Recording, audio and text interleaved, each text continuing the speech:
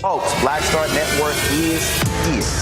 Hold no punches! I'm real revolutionary right now. Support this man, Black Media. He makes sure that our stories are told. Thank you for being the voice of Black America, Roland. Stay black. I love y'all. All momentum we have now, we have to keep this going. The video looks phenomenal. See, this difference between Black Star Network and black-owned media and something like CNN. You can't be black-owned media and be scared. It's time to be smart. Bring your eyeballs home. You dig?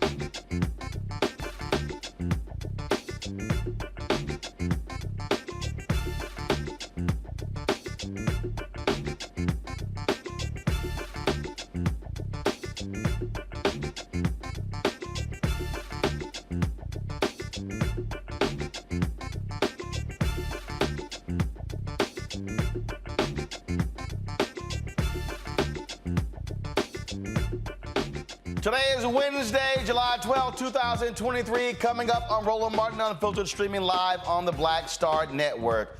One of the dumbest members of Congress, alum Senator Tommy Tuberville, on the defensive after he stands up and defends white nationalists. Several Republicans denounced him for doing so. Vote Vets has a new ad out blasting him as well. We'll show you that as well. Oh, nothing like white men showing exactly who the hell they are. Senator Rand Paul makes a racist statement regarding college basketball players receiving money, claiming they will turn into rap stars, driving Bentleys while attacking antitrust laws in sports. Daddy was a racist, and so is he. Republican now represents a 90% Democratic area in Georgia. State Representative Meisha Mainor says she's taking a moral stand by switching up on the people who put her in office. In Texas A&M, I ain't done. I got more thoughts on how they disrespected, dishonored, and shamefully treated a black journalist and graduate of the university, Kathleen McElroy. Now, Tech Talk segment, the creator of the Party Starter will explain how you can plan any event with your fingertips. Plus, recap the Jeffery Osborne Celebrity Golf Classic. Wait till we show you Jeffery Osborne, Smokey Robinson, Johnny Gill singing My Girl. It's time to bring the funk. I'm Roland Martin Unfiltered on the Black Star Network. Let's go. He's got it. Whatever the miss, he's on it. Whatever it is, he's got the scoop, the fact, the find. And when it breaks, he's right on time and it's rolling. Best believe he's knowing. Putting it down from sports to news to politics. With entertainment just for kicks, he's rolling. It's on go, roll, roll, y'all. It's Roland Martin, yeah.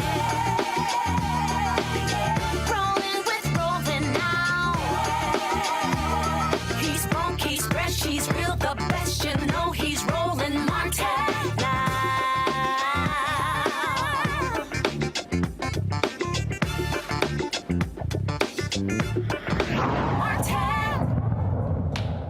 If you want to find out who's racist, all you got to do is just wait for them to open their mouth. That is Alabama U.S. Senator Tommy Tuberville, who continues to stand up for white nationalists, calling them Americans.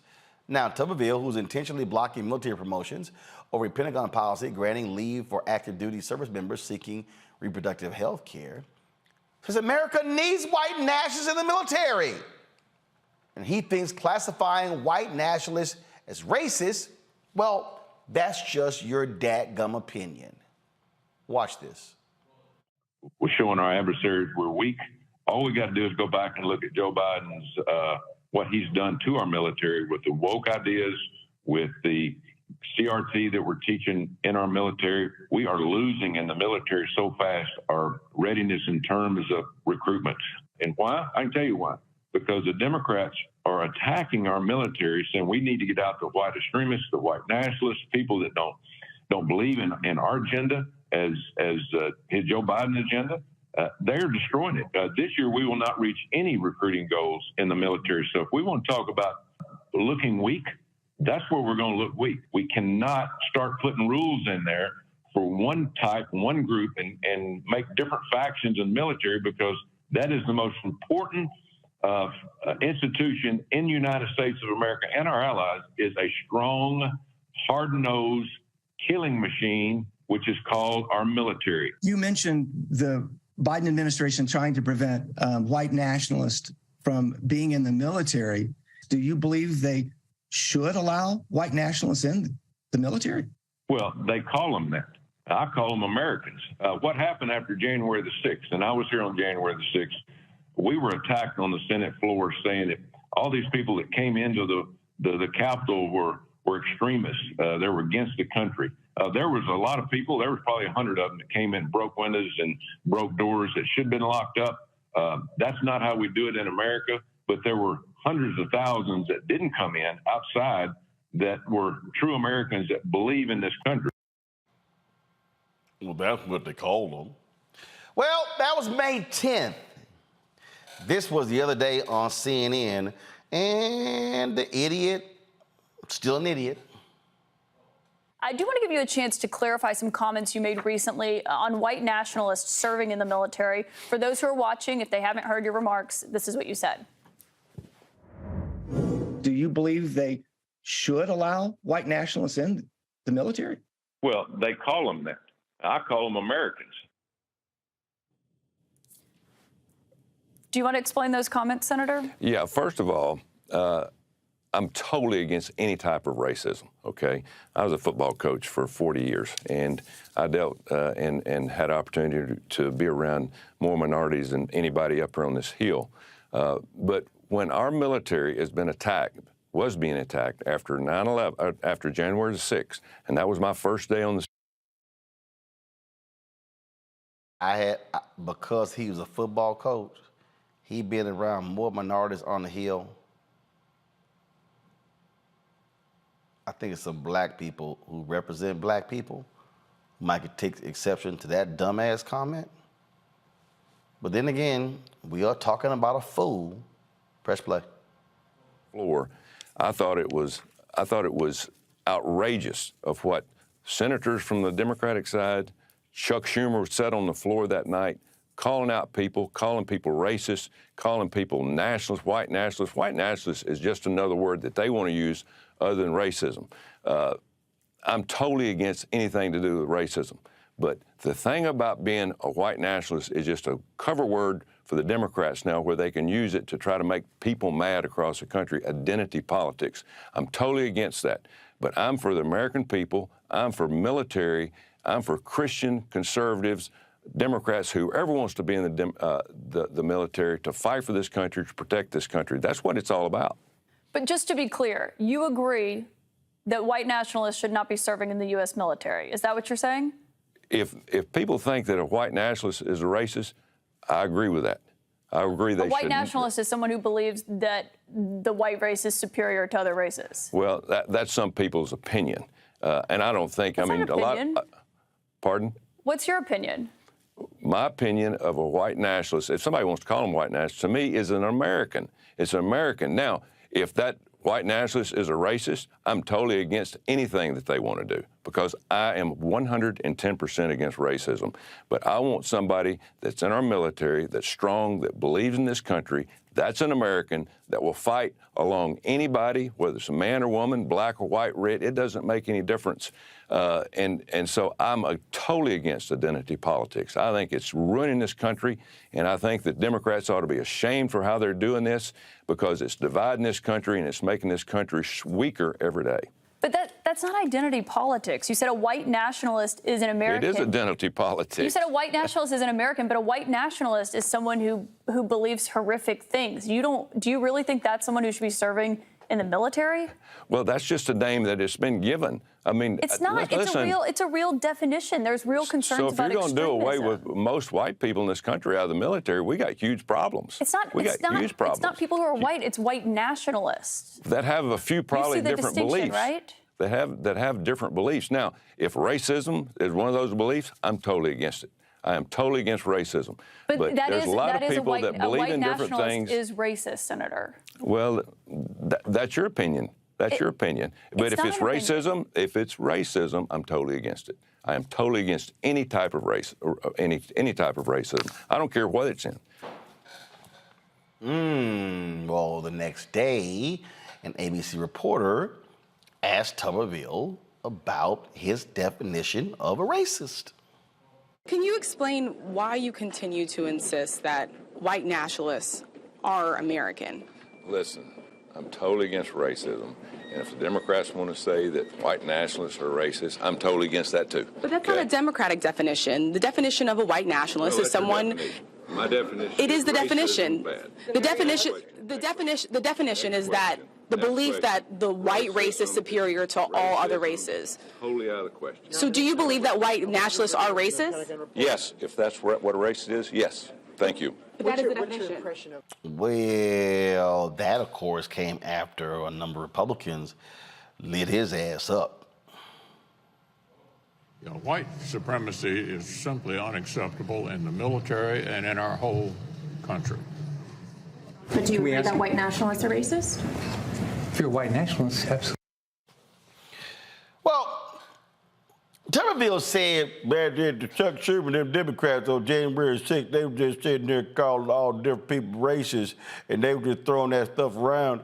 They were calling them racist. Do y'all recall this on January 6th?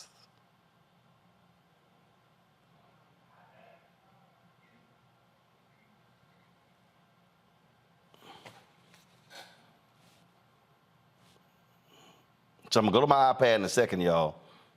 Remember the white boy who was walking around with the Confederate flag? So explain to me how that ain't racist. So he was complaining about Democrats yelling racism. Well, if I see a fool walk around with a Confederate flag, I'm probably going to call him a racist. Folks, let's be real clear. The Republican Party knows full well that the racist who are white nationalists votes for them. They know this. That's why they're appealing to them. And that's why Senator Chuck Schumer, Democratic Majority Leader, blasted Tuberville on the floor of the Senate.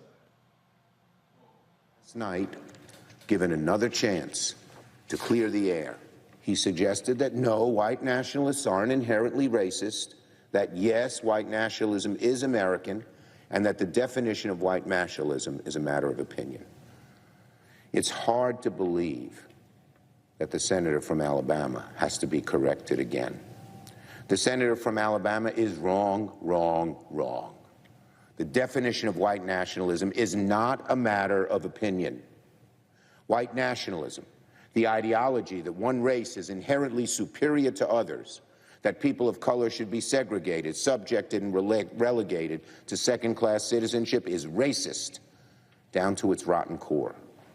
And for the senator from Alabama to obscure the racist nature of white nationalism is indeed very, very dangerous. His words have power and carry weight with the fringe of his constituency, just the fringe. But if that fringe listens to him, excuse and defend white nationalism, he is fanning the flames of bigotry and intolerance.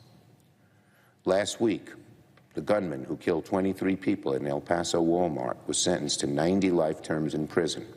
He was a self-described white nationalist. The man who murdered 10 people at the top supermarket in my home state of New York, in Buffalo, was a white nationalist.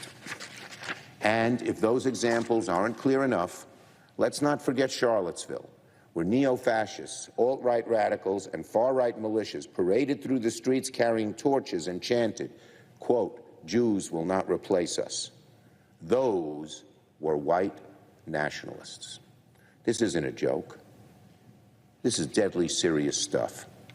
And for a member of the United States Senate to speculate about what white nationalism means as if it's some benign little thought experiment is deeply and terribly disturbing. I urge my Republican colleagues to impress upon the senator from Alabama the destructive impact of his words and urge him to apologize. Now, Tuberville has been blocking military promotions because he claims that they're paying for abortions, and they're not. And so then, I'm super military. I'm the man. You never even served. You're a 68-year-old white man. You never even served. So stop it. Vote Vets dropped this ad specifically targeting this idiot. Every day, crises pop up all around the world. Crises you may never hear about. And the world's greatest military is ever on alert, ready to defend us against any threat, with our best and brightest seated in positions of command. But what if they're not? For months, one lone senator, Tommy Tuberville, who never served in uniform himself, has held hostage hundreds of military assignments just to force his MAGA social agenda on women in the ranks, freezing all promotions for top military posts to the chair of the Joint Chiefs of Staff, leaving mission-critical positions to go vacant. Our enemies are watching, looking for any vulnerabilities to exploit. And MAGA Senator Tommy Tuberville is playing right into their hands, playing political games with our national security. And not one Republican in Congress will stand up to him and let our troops keep us safe. Senator Tammy Duckworth, who lost several limbs in the military, she blasted this fool today in a committee hearing. For the first time in over 100 years, we do not have a commandant of the Marine Corps. Someone who can have the full power and authority of a commandant. This is absolutely unacceptable. We have all of these officers and their families. My colleagues talk about and laud the family members for their service. We have family members who are being pulled out of schools, unable to start a new school term. We have spouses who cannot start a new job, who've lost their jobs. The entire military readiness is slowly grinding to a halt, and it is going to get worse every single day because Senator Tuberville has injected politics into this. And you know who gets hurt the most on this? Our lowest ranking. It is the youngest women in the military. It is the spouses of the youngest men in the military who have to ask for a pass from their sergeants to leave their duty station so that they can go take care of their health care needs. And what we are telling them, what Senator Tuberville is telling them is, I don't care about you. Thank you for your service, but you cannot take care of your own health care or your spouse's health care. And to simply put this as this is a political thing and this is about the military providing abortion is absolutely categorically untrue because the military is not providing abortions in this instance. Now, let me also be clear that our men and women in uniform face so many hardships. They should be able to take care of themselves and their family members. Bottom line. Well, you're dealing with an idiot, y'all. That's who he is, it's what he is. We're gonna go to break, we come back, we're gonna discuss this with our panel and talk about how this electoral politics, because the Republican Party, they appeal to the bigots in America. You're watching Roland Martin Unfiltered on the Black Star Network. For decades, the tobacco industry has deliberately targeted Black communities and kids with marketing for menthol cigarettes. It's had a devastating impact on Black health. Tobacco use claims 45,000 Black lives every year. It's the #1 cause of preventable death. In the 1950s, less than 10% of Black smokers used menthol cigarettes. Today, it's 85%. Menthol cools and numbs the throat, making it easier for kids to start smoking. Menthol also increases addiction, making it harder for smokers to quit. Menthol cigarettes are a big reason why Black Americans have a harder time quitting smoking and die at higher rates from smoking-related diseases like cancer, heart disease, and stroke. It's time to stop Big Tobacco from profiting off Black lives. An FDA ban on menthol cigarettes will improve Black health, save lives, and protect future generations from addiction. Learn more at tobaccofreekids.org/ban menthol. Black Star Network is here. Oh, no punch! I'm real revolutionary right now. Thank you for being the voice of Black America. All momentum we have now, we have to keep this going. The video looks phenomenal. See, there's a difference between Black Star Network and Black-owned media and something like CNN. You can't be Black-owned media and be scared. It's time to be smart. Bring your eyeballs home. You dig? Hey, what's up? It's Sammy Roman. Hey, it's John Murray, the executive producer of the new Sherry Shepherd Talk Show. It's me, Sherry Shepherd, and you know what you're watching, Roland Martin Unfiltered.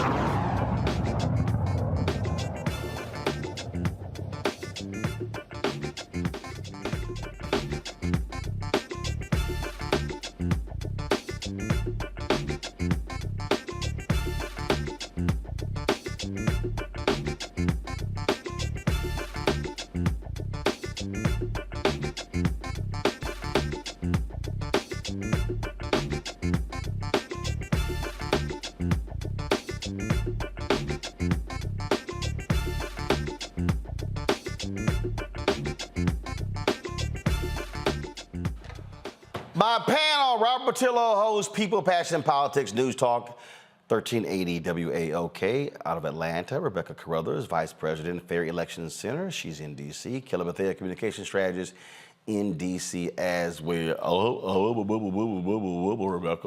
I'm not a racist, and I don't, I'm racist, and so I've been around a lot of Black people, a lot of minorities, and so I know them people.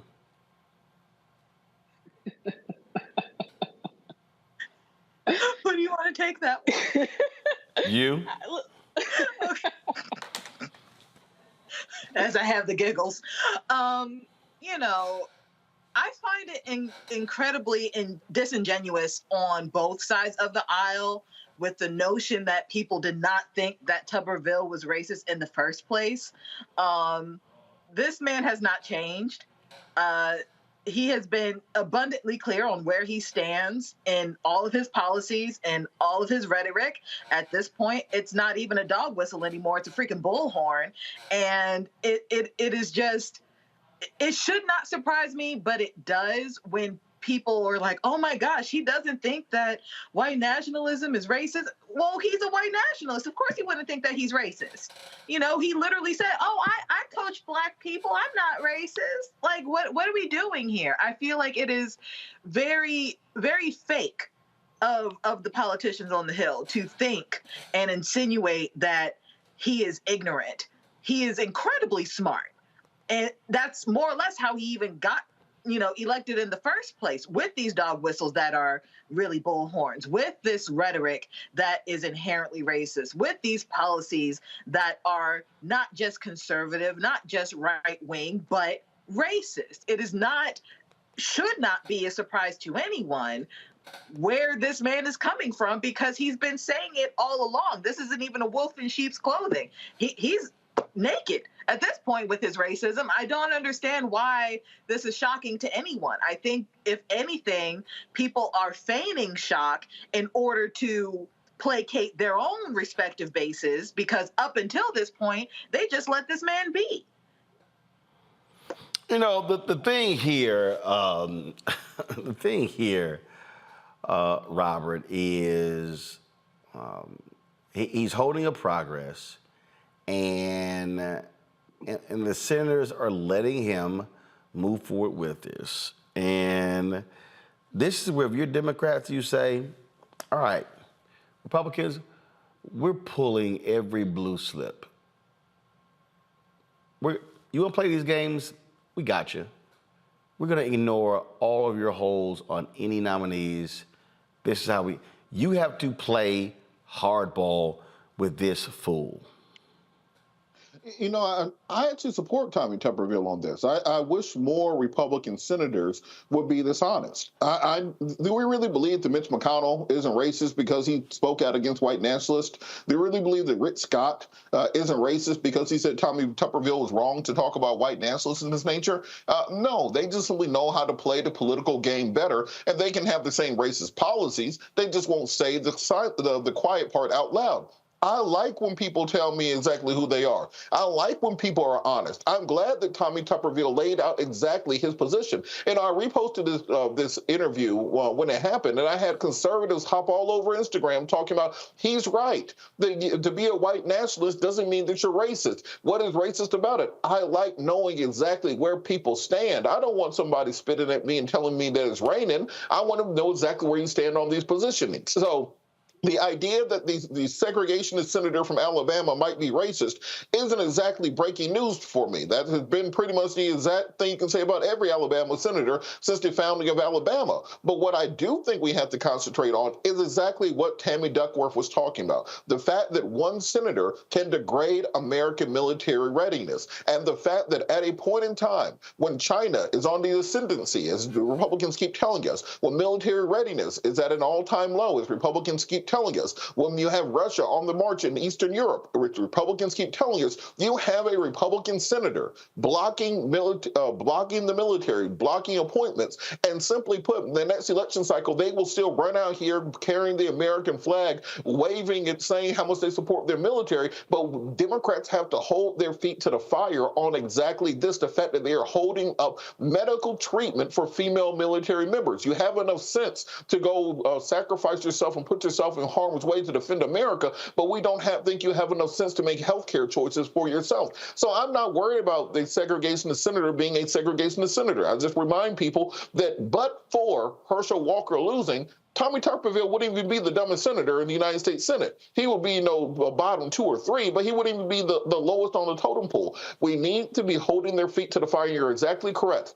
Democrats have to ignore Tommy Tuberville, go directly around him. Look at the United States Supreme Court right now. President Obama could have done a recess appointment with Merrick Garland, but he decided to play by the rules, play by Mitch McConnell's rules, and that's why we have a 6-3 Republican majority on the Supreme Court. That's why we don't have affirmative action. That's why we had a segregation ruling. That's why we don't have women's health care. So I don't give a damn about Tommy Tuberville. I do not care about his positioning. I do not care about him being a segregationist. He can go back to Alabama right now, but I do think Democrats have to go directly around him and then dare Republicans to do something about it. Dare them to go to the American people and say, I'm telling, they went around us when we were trying to block the military. They're not going to do it. Call their bluff on this. And also for black athletes out there, you hear the way these SEC and ACC coaches talk about you.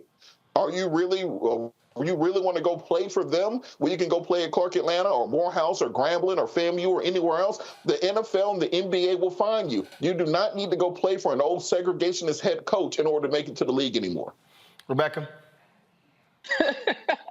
I mean, I'm at a loss here. I almost want to defend Tommy Tuberville also, because here's the thing. He literally said he's not racist because of osmosis. He said because you coloreds played on my football teams, I can't be racist because I was around you. He then said, well, you coloreds are also on the Hill, and I deign to bring my existence around you, so therefore I'm not racist. And I guess according to him, old school racism, or how he defines racism is, well, if I don't like you coloreds, because I'm using that word, kind of want to use the other word, if I don't like you coloreds, then you wouldn't be in front of me. And he feels like he has progressed from the previous generation of racists that maybe he descended from. I don't know.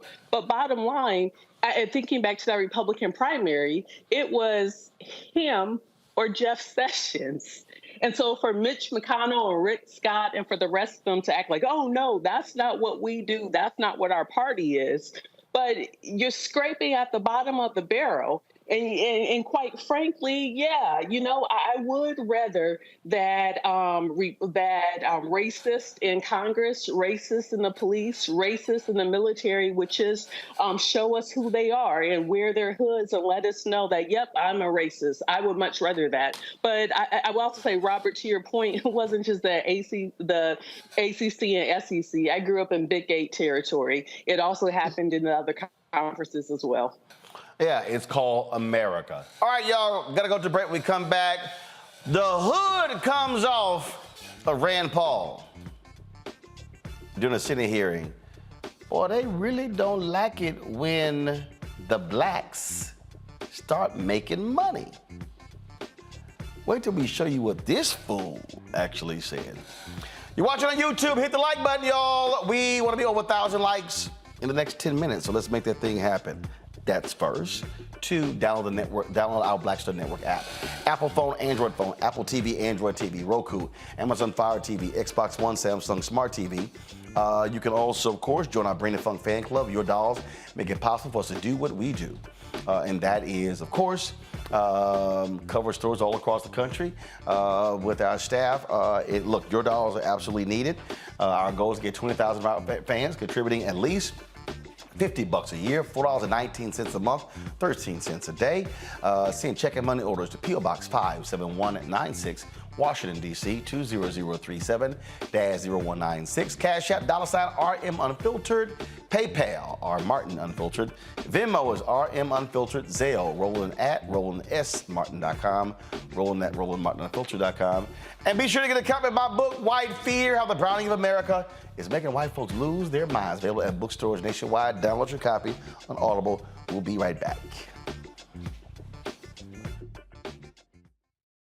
My early days on the road, I've learned, well, first of all, as a musician, I studied not only piano, but I was also drummer and percussion. I was all city percussion as well. So I was one of the best in the city on percussion. There you go. Also studied trumpet, cello, violin, and bass, and any other instrument I could get my hand on. And with that study, I'd learned again what was for me. I learned what it meant to do what the instruments in the orchestra meant to each other in the relationships. Right. So that prepared me to be a leader. That prepared me to lead orchestras and to conduct orchestras. That prepared me to know to be a leader of men, they have to respect you and know that you know the music. You have to be the teacher of the music. You have to know the music better than anybody. There you go. Right, so you can't walk in unprepared.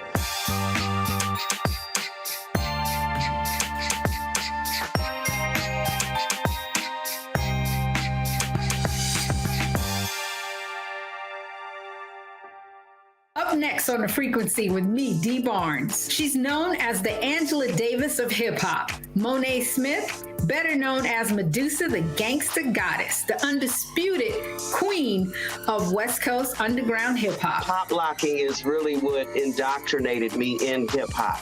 I don't even think I realized it was hip-hop at that time. Right. You know, it was a happening. It was a moment of release. We're going to be getting into her career, knowing her whole story, and breaking down all the elements of hip-hop. This week on The Frequency, only on the Black Star Network. Hey, what's up? Geek Tony in the place to be. Got Kicked Out Your Mama's University, creator and executive producer of Fat Tuesdays, an air hip-hop comedy. But right now, I'm rolling with Roland Martin, unfiltered, uncut, unplugged, and undamn believable. You hear me?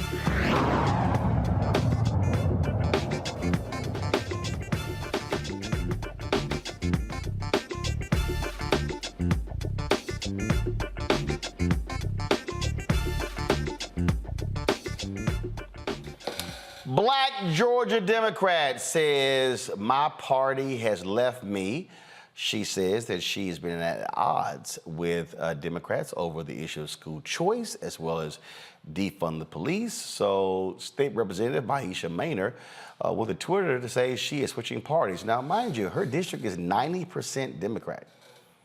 She was elected 2021. She said, quote, "My name is Representative Meisha Mainor, and today I made the decision to leave the Democratic Party. I represent a blue district in the city of Atlanta, so this wasn't a political decision for me. It was a moral one. I will never apologize for being a black woman with a mind of my own." She now is Georgia's only black GOP member, and she told Atlanta affiliate WSB what led to her decision. There have been several bills that have passed in the last 3 legislative sessions that I've been here at the Capitol. And it's clear that there are some value differences, mainly in education, public safety, and victim rights. Every single thing that I have done at the Capitol, and when I mean everything, every single thing since I was elected, my former colleagues have tried to sabotage it. Now, she also posted this reason on Twitter: "I didn't leave the Democratic Party. The Democrat Party left me when it embraced left-wing radicalism, lawlessness, and put the interests of illegal aliens over the interests of Americans. I have nothing to apologize for." Congresswoman Nikema Williams, who heads the Georgia Democratic Party, released the following statement. She said Representative Meisha Mainor's switch to the GOP is a stinging betrayal of her constituents who elected a Democrat to represent them in the state legislature. House District 56 deserves a representative who would do the job they were elected to do, including fight for high-quality public education. Georgia Democrats look forward to electing a strong Democrat next year in HD 56 who will serve the people, not personal political ambitions. In an April interview with Axios, Mainor said she had never switched parties and intends to run for re-election when her term expires next year.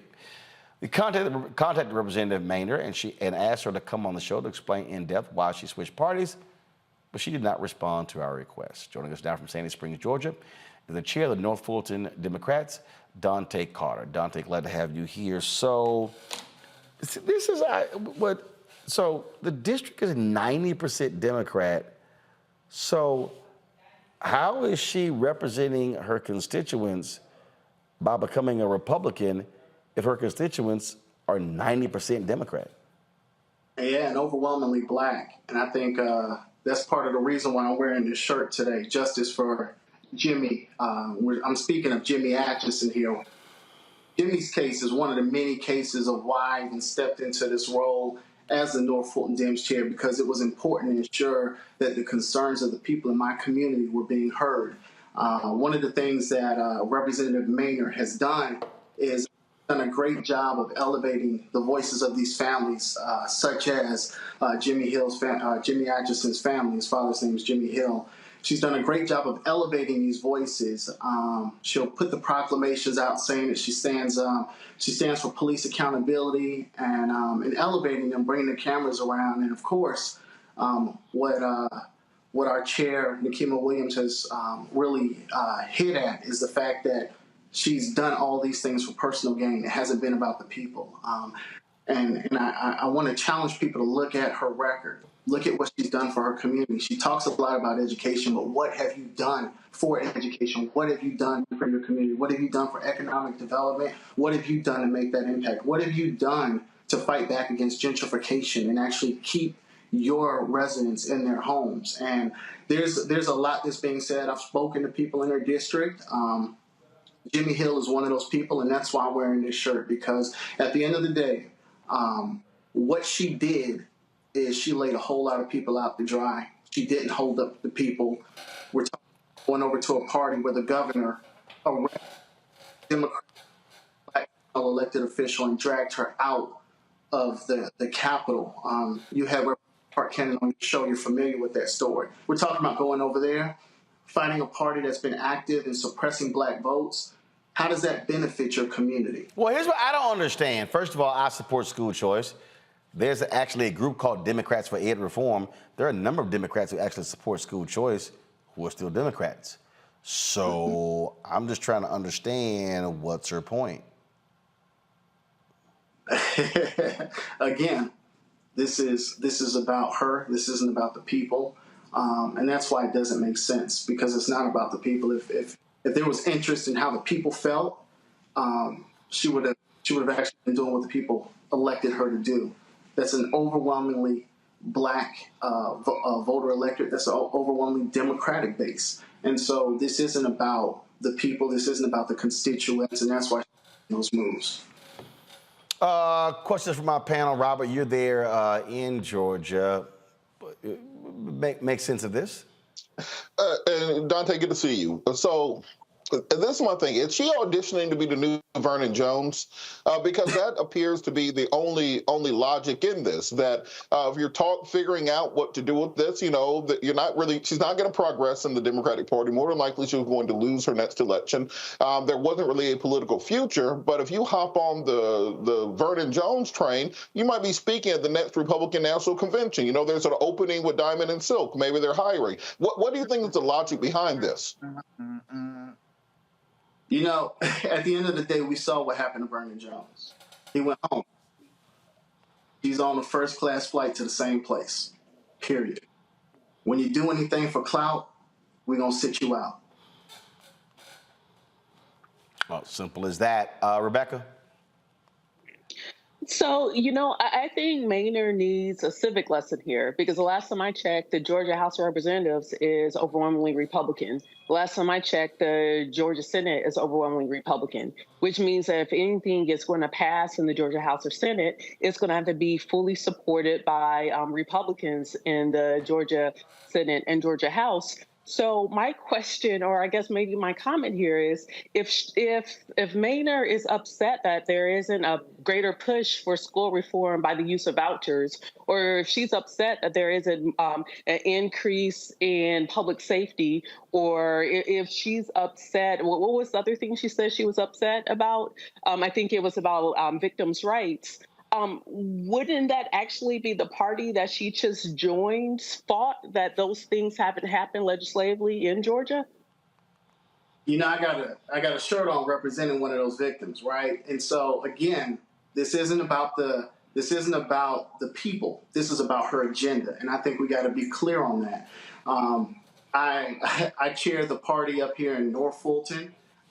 Let's be honest. We pulled the attendance sheets. She hasn't been to any meetings in Fulton County, in Atlanta, Georgia. She hasn't paid any membership dues. Where's her organizing? These are volunteer organizations. Where's she doing the work? You're mad about these issues, but where's the organizing? Where's the volunteer work? Where are you putting the time to actually get a base together so that we can not only get you more elected officials to help you to swing some of these votes, but actually have people showing up for you? This isn't about the people, and that's what it's about. It's about her agenda, and my heart hurts the most for the people that relied on her, for the people that trusted her, for the people that voted for her. That's who I'm hurting for right now, because they're the folks looking at her and they're asking the question of, why did you do this? And why are we feeling as though you failed us?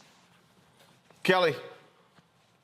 So to that point, I understand that, you know, she's basically betraying her entire constituency. So I guess my question would be, outside of, frankly, just voting her out and just letting the democratic process do its work, is there, you know, because this is state law, is there some form of like recourse in the courts, such as like breach of contract or you know, failure of duty, something to that effect? Because she failed her constituency. If what you're saying is true, which it is, you know, her constituency is predominantly Democrat, predominantly blue, predominantly black, and it appears, based off of what she just said, is anti-black, anti-democratic, anti what her constituency voted her in for. So outside of voting, is there any recourse for her constituent base? Not to my knowledge, but again, I'm not an attorney. There might be some loopholes in there that I don't know about. I'm not an attorney, but I think the fact of the matter is, and I want this to come along as clear as possible. Black people can't afford to have these missteps. We can't. We're in a fight. We're in a fight here in the state of Georgia. That's why this thing has been busting out the seams as the way it has. That's why we were ranked #2 in early voting nationally, right behind Texas. We are in a fight people here understand they're in a fight. And what we have to do is we got to get the folks that don't represent the people in spirit that are going up under that gold dome calling themselves Democrats out, because this has got to be about the people. It's not about the people. This thing's going to fall apart. And I'm not here for anything to fall apart. I'm here to organize, mobilize. I'm here to make an impact. All right. Dante Carter, we appreciate it. Thank you so very much. Thank you. Folks, we come back. Senator Rand Paul shows he's really, really dumb and loves to make racist comments. We'll have it for you next on Roland Martin Unfiltered on the Black Star Network.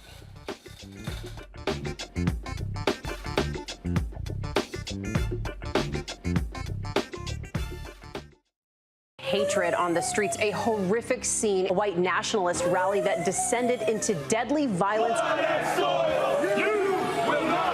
White people are losing their damn minds.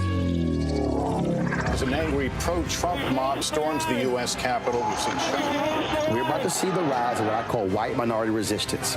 We have seen white folks in this country who simply cannot tolerate black folks voting. I think what we're seeing is the inevitable result of violent denial. This is part of American history. Every time that people of color have made progress, whether real or symbolic, there has been what Carol Anderson at Emory University calls white rage as a backlash. This is the rise of the Proud Boys and the Boogaloo Boys. America, there's going to be more of this. Here's all the Proud Boys, guys. This country is getting increasingly racist in its behaviors and its attitudes because of the fear of white people. The fear that they're taking our jobs, they're taking our resources, they're taking our women. This is white fear.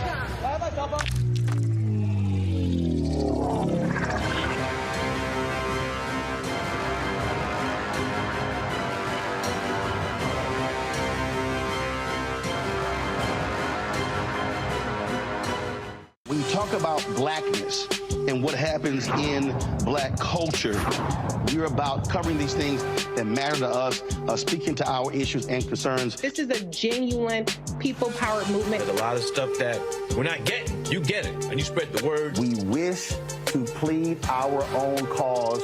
Too long have others spoken for us. We cannot tell our own story if we can't pay for it. This is about covering us. Invest in black-owned media. Your dollars matter.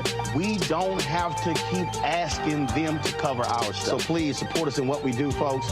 We want to hit 2,000 people, $50 this month, raise $100,000. We're behind 100,000, so we want to hit that. Y'all money makes this possible. Checks and money orders go to P.O. Box 57196, Washington, D.C. 20037-0196. The Cash App is $RM Unfiltered. PayPal is R Martin Unfiltered. Venmo is RM Unfiltered. Zelle is roland@rolandsmartin.com.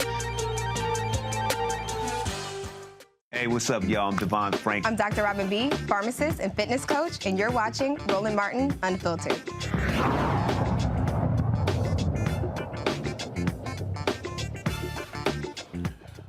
Well, Senator Rand Paul's dad, former Congressman Ron Paul, was quite efficient with releasing racist information in his newsletter. Well, just like father, just like the son. During a hearing about antitrust issues with sports, the Kentucky senator made this rather racist comment. The court ruled unanimously that the NCAA can't invoke their rules. And so they've completely screwed up college athletes. We used to be proud. Many of us loved watching amateur athletes that weren't paid. Now everybody that plays basketball in college is going to be driving a Bentley or a Rolls. I mean, we're going to be seeing rap stars instead of basketball stars. I mean, this is crazy.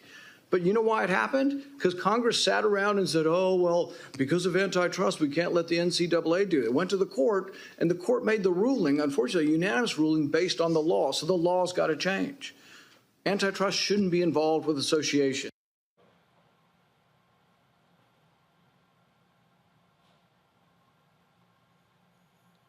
Come again? Did he really say that? Press play. The court ruled unanimously that the NCAA can't invoke their rules. And so they've completely screwed up college athletes. We used to be proud. Many of us loved watching amateur athletes that weren't paid. Now everybody that plays basketball in college is going to be driving a Bentley or a Rolls. I mean, we're going to be seeing rap stars instead of basketball stars. I mean, this is crazy. But you know why it happened? Because Congress sat around and said, oh, well, because of antitrust, we can't let the NCAA do it. It went to the court, and the court made the ruling, unfortunately, a unanimous ruling based on the law. So the law's got to change. Antitrust shouldn't be involved with association. Okay, so if I was...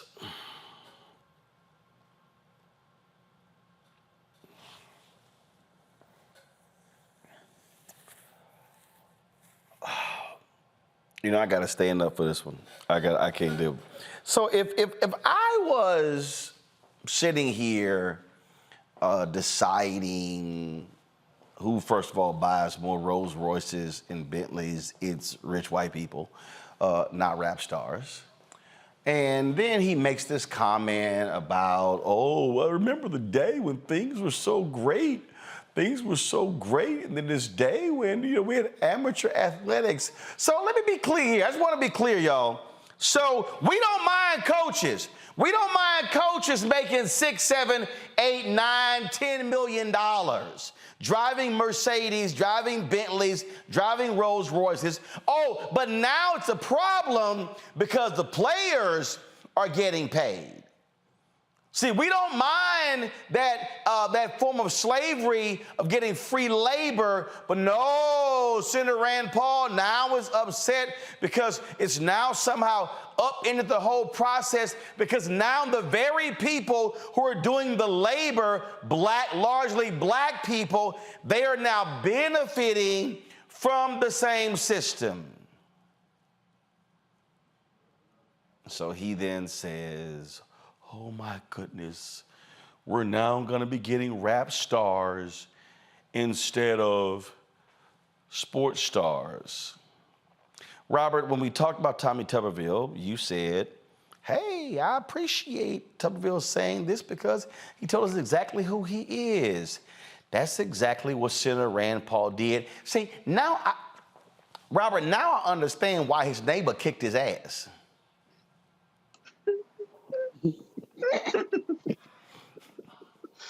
Well, look, Roland, I think a big part of this has to be if yes, Rand Paul... I said that. You okay, Rebecca? Kelly, y'all okay?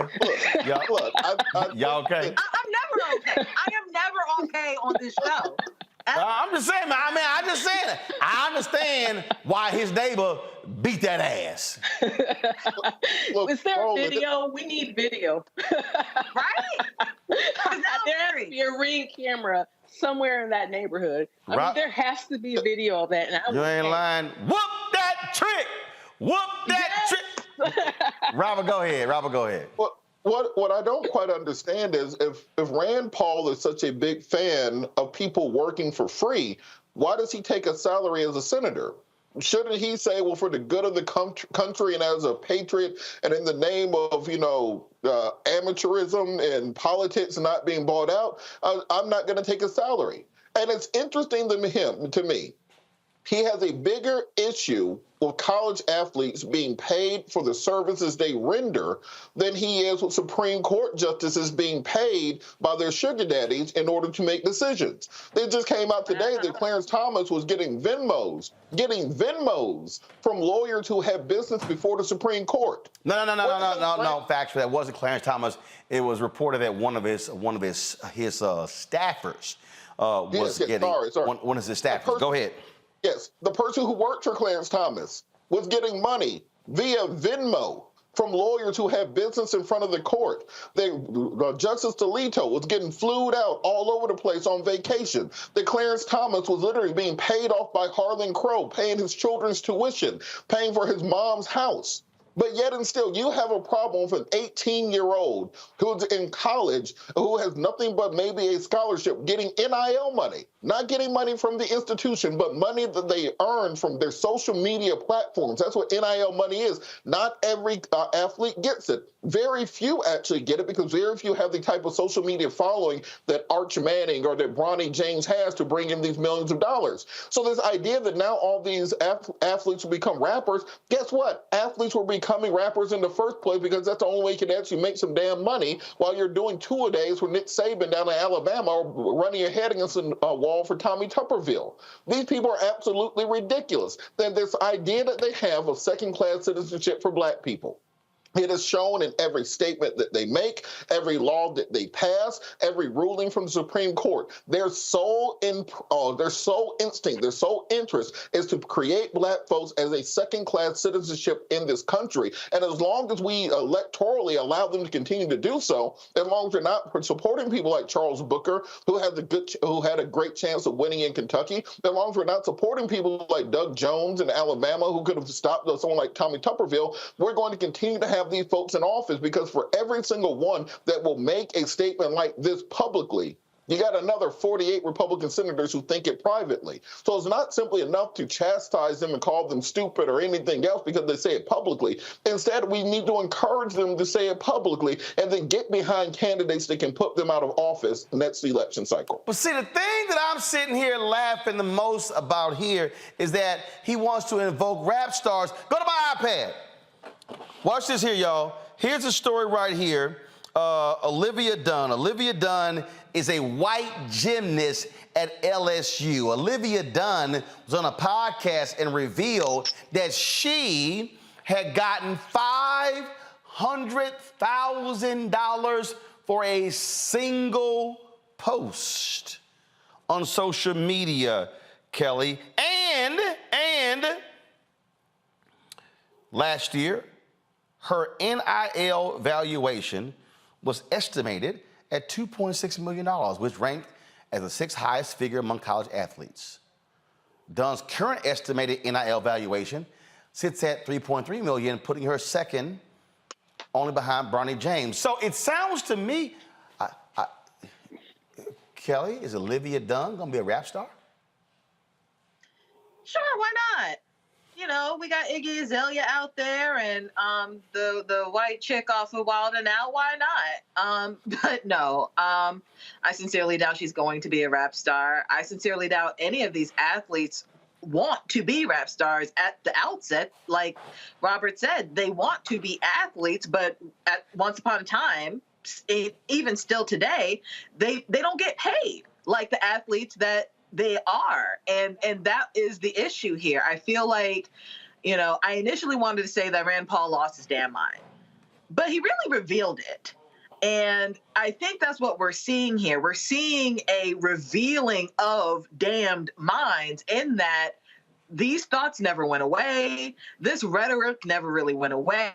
It's no longer a dog whistle. It's on a bullhorn. It's being streamed. It's being interviewed. It's being broadcast. And people are agreeing with it. We have congressmen who agree with it. And they are setting policies out there that are in agreement with this racism. And for people to think that these are outliers, that these thoughts are on the fringe, you are mistaken, because newsflash, we are entering a Jim Crow 2.0 by way of these rulings from the Supreme Court, by way of these Tubervilles, by way of these Rands. And unless, like Robert said, we actually utilize this democratic process that we still have a little bit of and vote these people out and rewrite some of these things that they are bringing passed down, we are going to be even more inundated in the shit show that they are establishing, because we think that it's not going to happen again, but it is already happening again. Well, the thing here, Rebecca, it's real simple. They love sharecroppers. This is nothing more than 21st century sharecropping. They want to say, oh no, but you're getting a free education. Yeah, but y'all raking in millions and billions. Do you know why we expanding the college football playoff? Money. Power 5 conferences. Comes out of money. None of these people say a word about the coaches with endorsement deals, commercials. I mean, maybe control room can find it, but have you seen Rand Paul complain about Nick Saban being in Aflac commercials? Oh, I get it. So we're fine when a coach can make $10, $15, $20 million. But it's a problem when it's the players. Rebecca? I'm mad that Rand Paul thinks that the only Black people who get money are rap stars. Like, come on. Like, he could have been literal and said, these college athletes are being paid like they are already the future doctors, lawyers, and teachers that they're in school to become, right? He could have said that, but we all know what this is. It's a dog whistle. When I was in law school, I actually clerked one summer with the NCAA. And my sports law professor was the NCAA Division I fractions chair. It was literally her responsibility to go from conference to conference to do some of the investigations. And one thing that I would tell you from all the stories she shared about those investigations is that college athletes have been paid since the beginning of athletics in college. And, I could think of especially the SEC, since we mentioned the SEC earlier, I could think about all those student athletes who will park, especially the football athletes, who will park in the student parking lot on game days, and they will leave their cars, if they had a car, cracked open. And a lot of the white boosters will go through those parking lots and put envelopes that were, the size of dollar bills and $100 bills into some of their cars while they were at the athletic facilities preparing for the games. So we know there has always been money in college athletics. We also know it's not fair to say, well, student athletes are getting paid through education, because if they're getting paid through education and then they are actually employees, then they should have got workman's compensation, especially for those athletes who spent, years playing in college and they got turf toe or blew out their knee or tore their ACL and their career was over before they could actually get paid for their labor. So, it's Rand Paul being Rand Paul. And I don't even know why he's talking about this. Like you said, there's been so many coaches who have endorsed Blue Chew and other enhancement type things over the years, or Icy Hot, and they've gotten millions of dollars behind it. And he has never said anything publicly about them receiving that money. And that's not a shock. All right, hold tight 1 second. We're going to keep it going with talking about college football. Yesterday, I called for Black athletes to boycott Texas A&M because of how they treated Black journalist Kathleen McElroy. A lot of folks have been commenting on social media. A lot of Aggies, folks who are in media as well, condemning the actions. Then you also got the stupid fools who want to agree with them, trying to take shots at me. And y'all know how I roll. What my man Chris Paul called me a Twitter sniper. I was taking some bitches out like we was the movie American Sniper. That's how I roll. So we'll talk about that when we come back. Roland Martin Unfiltered on the Black Star Network. For decades, the tobacco industry has deliberately targeted Black communities and kids with marketing for menthol cigarettes. It's had a devastating impact on Black health. Tobacco use claims 45,000 Black lives every year. It's the #1 cause of preventable death. In the 1950s, less than 10% of Black smokers used menthol cigarettes. Today, it's 85%. Ban menthol cigarettes. Save lives. On the next Get Wealthy with me, Deborah Owens, America's Wealth Coach, the wealth gap has literally not changed in over 50 years, according to the Federal Reserve. On the next Get Wealthy, I'm excited to chat with Jim Castleberry, CEO of Known Holdings. They have created a platform, an ecosystem to bring resources to Blacks and people of color so they can scale their business. Even though we've had several examples of African Americans and other people of color being able to be successful, we still aren't seeing the mass level of us being lifted up. That's right here on Get Wealthy, only on Black Star Network. On a next, A Balanced Life with me, Dr. Jackie, we're going to be talking about common sense. We think that people have it. know how to use it, but it is something that people often have to learn. The truth is, most of us are not born with it, and we need to teach common sense, embrace it, and give it to those who need it most, our kids. So I always tell teachers to listen out to what conversations the students are having about what they're getting from social media, and then let's get ahead of it and have the appropriate conversations with them. On a next, A Balanced Life with me, Dr. Jackie, here at Black Star Network.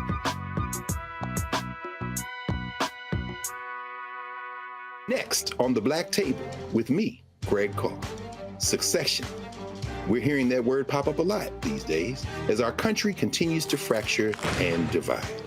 But did you know that that idea, essentially a breaking up of the USA, has been part of the public debate since long before and long after the Civil War, right up to today? On our next show, you'll meet Richard Crichton, the author of this book, who says breaking up this great experiment called America might not be such a bad thing. That's on the next Black Table, right here on the Black Star Network. Hello, we're the Critter Fixers. I'm Dr. Bernard Hodges. And I'm Dr. Terrence Ferguson. And you're tuned in to Roland Martin Unfiltered.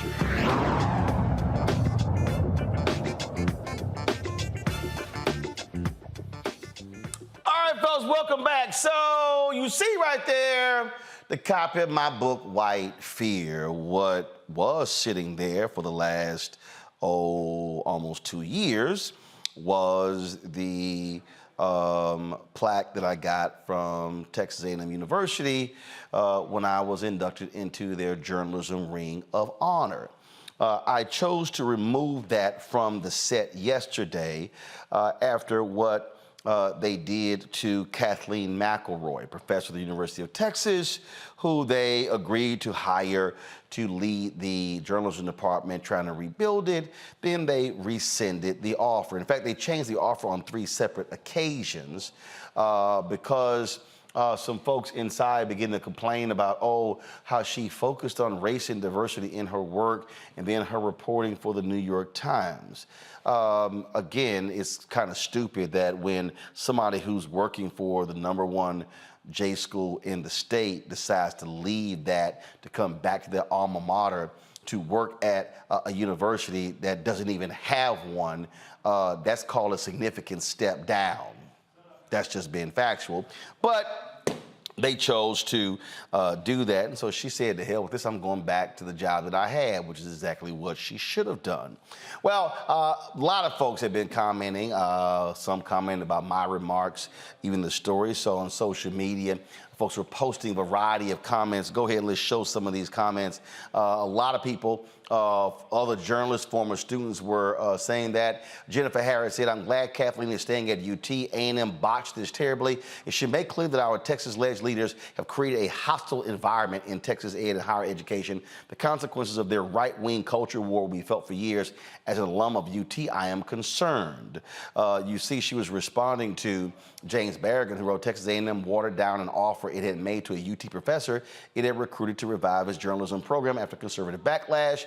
Not even being an alumni could save the recruited professor. Go to the next tweet, please. Also, this was posted. First of all, this is what I posted this morning. This is what I posted. Good morning, everyone, except the Texas A&M University Board of Regents leadership. They made it clear with their mistreatment of former student Kathleen McElroy that they do not respect black graduates, and shame on board chair Bill Mahon's a black man who allowed this. Next tweet, please. Come on, let's go. Okay, where are the other tweets of other folk? I mean, I don't need my tweets, y'all. Okay, I don't need mine. So go ahead to the next one. I don't need mine. That was somebody who was sitting here asking me, come on, let's go to the next one. Okay, all right. So anyway, there were a number of people who were tweeting a variety of tweets and posting comments. And see, the thing that was just crazy to me, when you look at what is going on here, when you look at what the reaction, people have been blasting them because they say it literally makes no sense. It makes no sense that you recruit somebody and then you would essentially come up with some BS that has nothing to do with the job to then say, well, why we're not going to offer this person the contract. It just makes no sense whatsoever. But what it goes to show you also is what is happening in these red states. In these red states, where these Republicans and largely white conservatives are doing what they are doing, what they're upset with and they're angry with.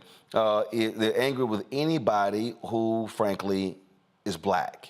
I told y'all, the University of Florida, they had 3 positions open in their Department of African American Studies. They could not get folks to apply for the jobs. So what you're about to see, first of all, you're going to see more of this. That's first of all, you're going to see more of this. You're going to see more of these individuals who are going to be doing this, who are going to be stopping, if you will, folks from getting jobs because of this DEI hysteria. But you're also are going to see black folks say, y'all can kiss my ass in these jobs.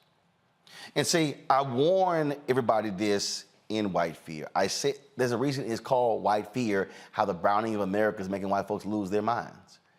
You see, they decided to say, oh, we don't want this woman. Now, damn the fact that she's frankly overqualified. Let me be perfectly clear, okay? Texas A&M Journalism Department sucked when I was there, okay? You don't even have one. So you got somebody of high quality to come back to build something, and you fools screwed that up, and you didn't even know how to do it right. So now you want to sit here and essentially make up some stuff. Now, university hasn't responded. I've reached out to the president, to the chancellor, John Sharp, the president, Kathleen Banks, Bill Mayholmes, the board chair. None of them have responded. This is what Sherilyn Eiffel tweeted: the outrageous treatment of a distinguished journalist, Kathleen McElroy, by Texas A&M is beyond the pale. They will pay dearly for this disgrace. The choreography mirrors the treatment of Nicole Hannah-Jones by UNC. Unions are bowing to white supremacy. And don't be surprised if they get slapped with a massive lawsuit, and they should also absolutely lose. But you know, and so you know, again, this is what you're dealing with. You're dealing with the gross mistreatment, and the thing is, why would you sit here? Why would you sit here and literally say we're going to pull an offer and change the terms for no reason whatsoever? Teresa Woodard tweeted, I stood over this all day long and my feelings of disgust only deepened the more I thought about it. I'm so embarrassed by what my alma mater did to Kathleen McElroy. That's what she tweeted. She's a journalist there as well. Mark Lukowicz, shameful episode at TAMU, Texas A&M recruiting, then bowing to outside pressure to effectively unhire Kathleen McElroy to provide his journalism program, a disturbing pattern vis-a-vis Nicole Hannah-Jones and UNC. Remember, of course, UNC was going to hire her for a tenure position. They had one of their donors out of Arkansas object to that. And so what they then did was they pulled the offer. Then after they got embarrassed, they reinstated the offer. Then she was like, "Yeah, I'm good," and took her towels to Howard University. This right here, Texas Scorecard. This is a right-wing site. Texas Scorecard, headed up by Texas Aggie Michael Quinn Sullivan, did a smear job on Kathleen McElroy after she was offered a tenured job to bring back the journalism department at A&M. The offer was withdrawn after the Scorecard story. And so what you have to understand, folks, is how these hardcore right-wing conservatives, what they are doing, how they are using their power to lie, to make stuff up, and to intimidate others. My man Clarence Hill, who's a UT graduate, he says the university celebrated its decision to hire Kathleen McElroy to revive his journalism program. She says she's staying at UT after she felt judged because of her race and gender. Now, what was so stupid is, why would you actually have a big ceremony celebrating somebody, but then you get rid of them? And see, this is the thing right here, and I think, and this is sort of twofold. So President Kathleen Banks and Chancellor John Sharp, clearly they were on the same page to hire Kathleen McElroy. But it wasn't until they go to the Board of Regents where all of a sudden they begin to interject. So here's the first thing. Why in the hell is the Board of Regents getting involved in personnel matters like this? And Kathleen Banks, why didn't you fight harder? In fact, if I'm Banks, why I don't want to even be president if you fools going to be sitting here controlling all of this. This was not a high-level position, y'all. This wasn't an executive position. It wasn't even the dean of a college. It was director of a department. And so you're going to sit here and tolerate this? You're going to sit here and allow them to do this here? Yeah. This is the photo. This is the Board of Regents right here. That's them. That's them. The black guy right there, Bill Mahomes, only African-American on the board, A&M graduate. Bill, my question for you, how did you allow this to happen? You are the chairman of the Board of Regents, the first African-American to ever hold that position. And this is your legacy, denying a graduate of Texas A&M the opportunity because these white folks don't like the fact that she has advocated for diversity in media. So that's what we're doing, huh? That's what we're doing. Suzanne Halliburton tweeted, A&M, you made the absolutely perfect hire to revive your journalism school when you landed my friend Kathleen McElroy. Emphasized perfect, read her resume, and now you're letting stupid politics over DEI mess it up. Alums shouldn't let this happen. Kathleen is one of you. This guy here, Drew, I was surprised when A&M hired McElroy and thought they were moving in a positive direction, considering their past. But then they went out of their way to mess it up. Glad UT is getting her back. See, the thing here, Rebecca, that we need to understand is that when we're talking about jobs at Texas A&M, it's in Texas. So now imagine this happening in Louisiana, Mississippi, Alabama, Florida, we're seeing in North Carolina, South Carolina, Tennessee, Georgia, Arkansas, Virginia, all across the South. These are white conservatives. Even though Bill, he black, he the chairman of the board, but clearly these white conservatives at A&M, they run the school. I graduated from there. My brother's a graduate. My sister's a graduate. My wife's sister's a graduate. My sister's husband is a graduate. I've got multiple cousins who are graduates of Texas A&M. Trust me, I know these white Aggies very well. And they are hardcore Republicans, they are hardcore MAGA folks, and they support Texas Governor Greg Abbott. And the thing here that you're going to see, and let me tell y'all right now, this is not gonna be the last time, you're gonna see this thing happen in other states. And this, Rebecca, is where black athletes must be use their power. Why is the Confederate flag no longer a part of the Mississippi State flag? Because it was black players who said, we ain't gonna play ball if that's still on that flag. They took that damn thing down with the quickness. Now see, Texas A&M, oh, they don't mind DEI. In fact, they love DEI on Saturday afternoon. They love when the black sharecroppers are on the field performing for them in SEC games, running up and down the field playing football. They love when those sharecroppers are playing basketball, when they're running track, when they are on all of the sports. See, they don't mind, they don't mind black athletes. They love them some five-star recruits. But they don't like if you're a five-star recruit who's a graduate who emphasizes race and diversity in your whole career. It's my understanding that the A&M system is enshrined in the Texas Constitution.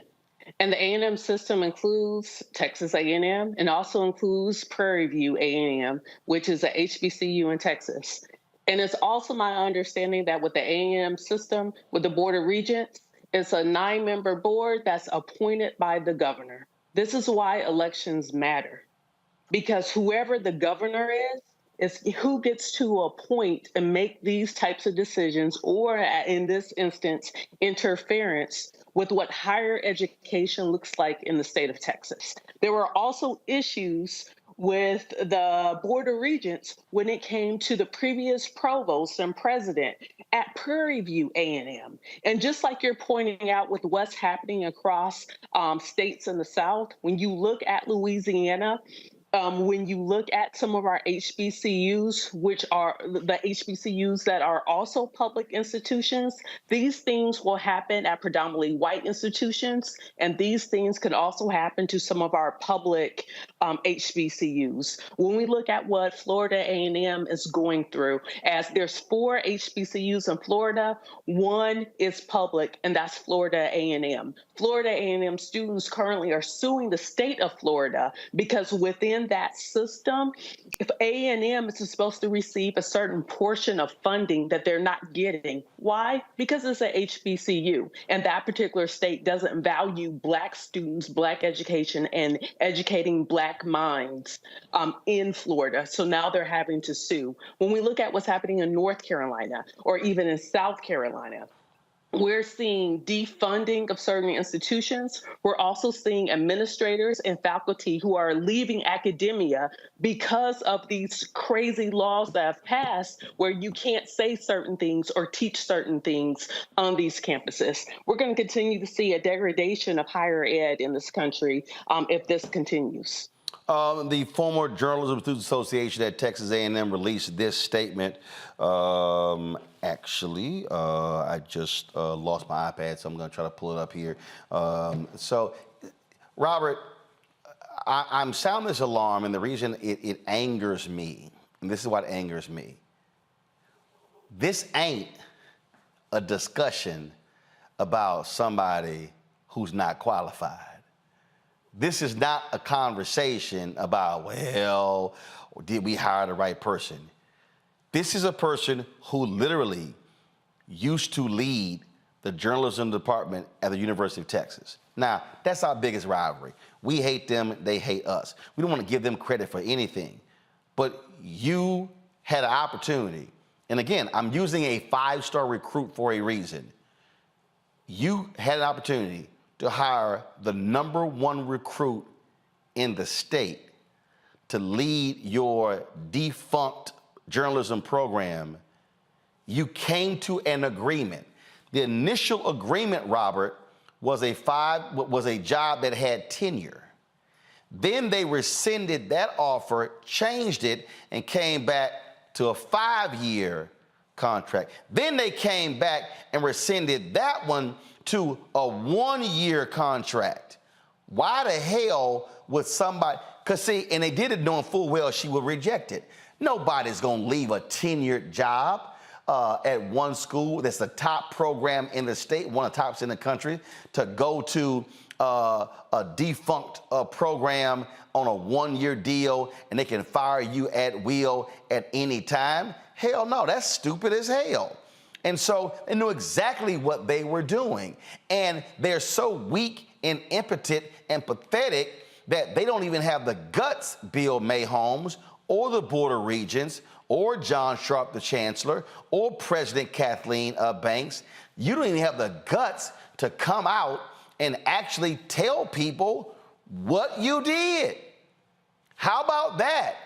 And so Texas A&M folk love talking about the Aggie Code, the Aggie Code. Well, you obviously don't believe in it because you ain't practicing. You're not practicing it when it comes to one of your own. Well, look, Roland, I hate to be the person to break it to you, but them white folks don't give a damn about you. They like the alumni checks that you send in. No, hold up. They like the pictures. No, hold up. They don't care hold about up, Robert. No. They give a damn when the football coach and the basketball coach for men and women asked me to help recruit. They gave a damn when the previous 4 presidents asked me to help recruit. See, again, they give a damn when they want you to do some work. But here you have a case where you're a former student, and now when it comes to taking your expertise and now bringing it there, teaching the next generation of students, then it's kind of like, oh, hell no. Oh, see, they give a damn if you're a black coach or you're a black player because, again, they want those black sharecroppers. That's what they give a damn about.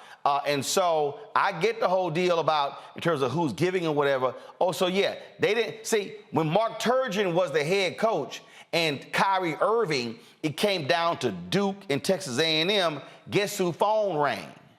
Mine. See, when it came down to them on the academic side, recruiting some top black students, guess whose phone rang? Mine. They gave a damn then. And I'm talking about the last 4 or 5 presidents. So they give a damn when they want you to speak at an event and say, oh, they gave a damn when, oh, it was great seeing you wearing your Aggie ring on ABC this week, or when the Texas in a lapel pin. But well, then they get pissed off is when you use the same mouth to fire back at them. And see, the whole deal is, I made it clear to them, I don't want a job from y'all. I ain't here to kiss your ass, but I'm gonna bring this heat. Go ahead. Well, Roland, like I said, at the end of the day, they could care less. They liked everything that you did, but they don't care. They don't like you.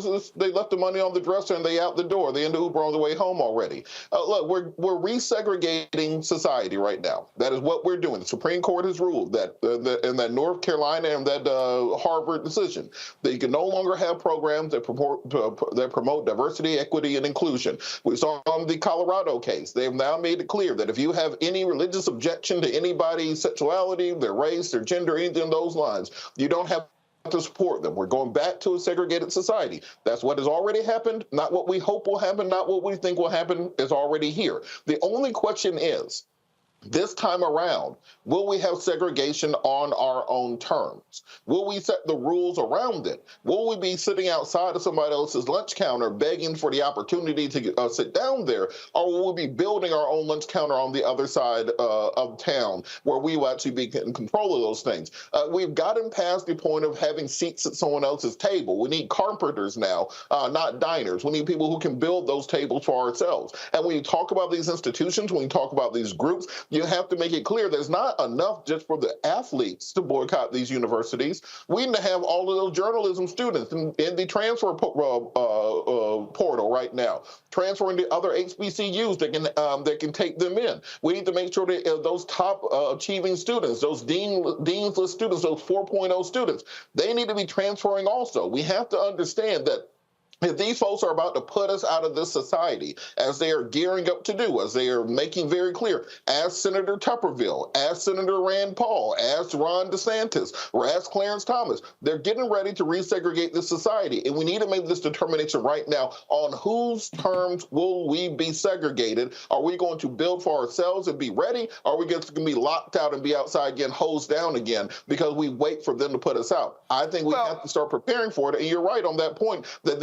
it has to not just be the student athletes. It got to be the whole faculty, the whole staff, the whole student body. If y'all don't want black folks in this institution, y'all figure out how to run it without us. Well, but here's the whole deal, though. Here's the reason I specifically mentioned the athletes, Kelly, is because, they want that money.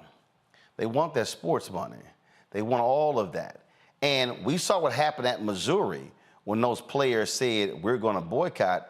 It actually cost a former A&M president, Dr. Lofton, his job at Missouri. Donations went down, enrollment went down. And so we understand the impact when players say, yeah, no, we're not gonna be playing for y'all. And so that's why I specifically said that if you are a black athlete and you're considering Texas A&M, remove them from consideration. If you don't make your visits, if you're considering A&M, you're considering other top institutions.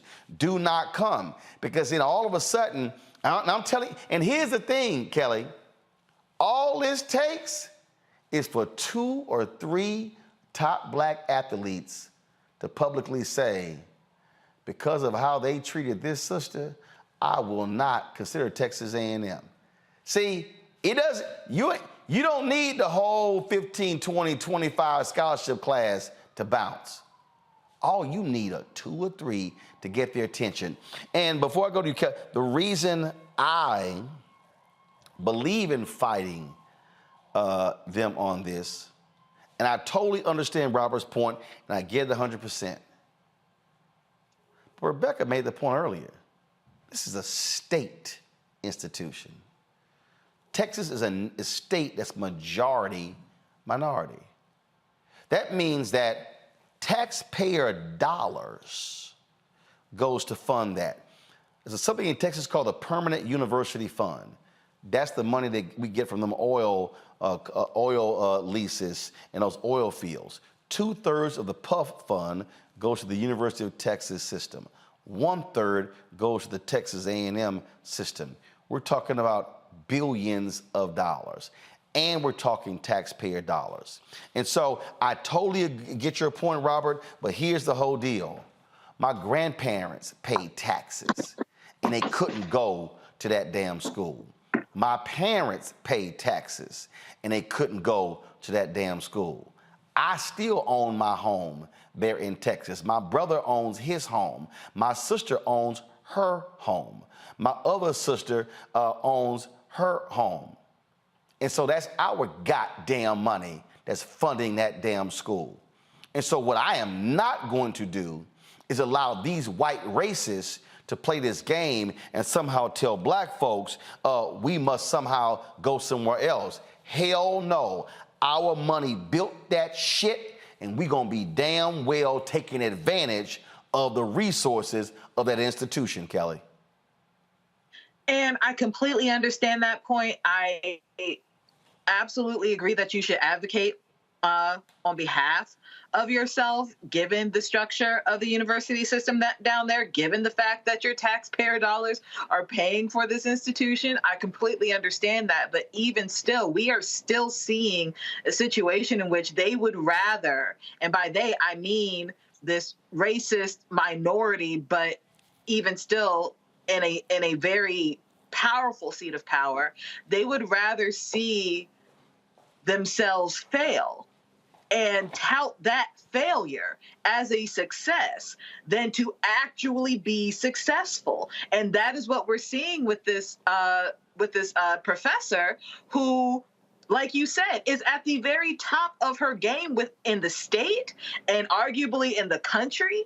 And the fact that they kept reneging on an offer, 2, 3, almost 4 times, just because they were afraid of what their students, prospective students, would be learning from this woman, which would actually be to open up your mind and to investigate and to question and to report and to be truthful in journalism and not tout nonsense and not tout misinformation and disinformation and fall victim to this era of alternative facts. They are so afraid of actual journalism that they would rather see their defunct program of journalism keep failing than to bring somebody in who can actually restore true journalism. And if that is the case, if you would rather tout failure as success, even though the short-term solution that you're talking about being these athletes outright saying, I'm not coming because of how they treated her. I'm not coming because of how they could possibly treat me if I go. That's a short-term fix. That's a Band-Aid on a very, very deep wound. So the real question is, what are we going to do about that deep wound? Are we going to throw salt on it and make sure that it festers, or are we actually going to try and heal it? And I don't even know at this point, given the policies coming down, the way that SCOTUS is coming down on hearings, how exactly we can fix this short of a complete overhaul of the system itself. Again, how do you impact the change? You do what Dr. King said on April 3rd, 1968, you redistribute the pain. Dr. King said you withdraw our economic resources. The greatest resource, the way to hit Texas A&M where it hurts, is if you withdraw black athletic talent. If the black athlete says, adios, I'm not considering you. And again, you don't need 10 or 20. 2 or 3 say we're not coming, that is going to scare the hell out of them. What black people must begin to understand is, how do we leverage our power? This is the statement from the former Journalism Student Association in support of Kathleen McElroy, class of 1981. Kathleen McElroy, 81, is an immensely respected journalist and admired educator and one of the university's most accomplished journalism graduates. Her professional and academic experience made her an exceedingly qualified leader to revitalize journalism education at Texas A&M. The news that she is no longer coming after the terms of her contract were repeatedly changed is a major loss to Texas A&M. Media reports about the reasons for her departure are concerning. We asked the university to be transparent in what transpired with McElroy's contract and address its plans for the future of the program. As advocates for journalism education at Texas A&M, we asked what will be done to ensure that the program is led by someone who understands the media business and how to train the next generation of journalists. And it says the FJSA board members who are affiliated with or employees of the university recused themselves from the drafting of this statement. Folks, you get their attention by withdrawing black athletic talent. That's number one. You get their attention by demanding an Office of Civil Rights investigation from the Biden Department of Education because Texas A&M receives federal funding. And number three, you mobilize and organize and you vote the asshole Republicans out of the Texas legislature, and you target young voters who in 2022, 75% of all voters in Texas, 30 and under, did not vote. That's how you get it done, but it's step by step. We're going to continue to monitor this story and continue to call for that action. Got to go to a break. We come back, our Tech Talk segment. Plus, I got a little something special. Smokey Robinson, Jeffrey Osborne, and Johnny Gill at the Jeffrey Osborne Classic that closed last night. You're watching Roland Martin Unfiltered on the Black Star Network. Back in a moment.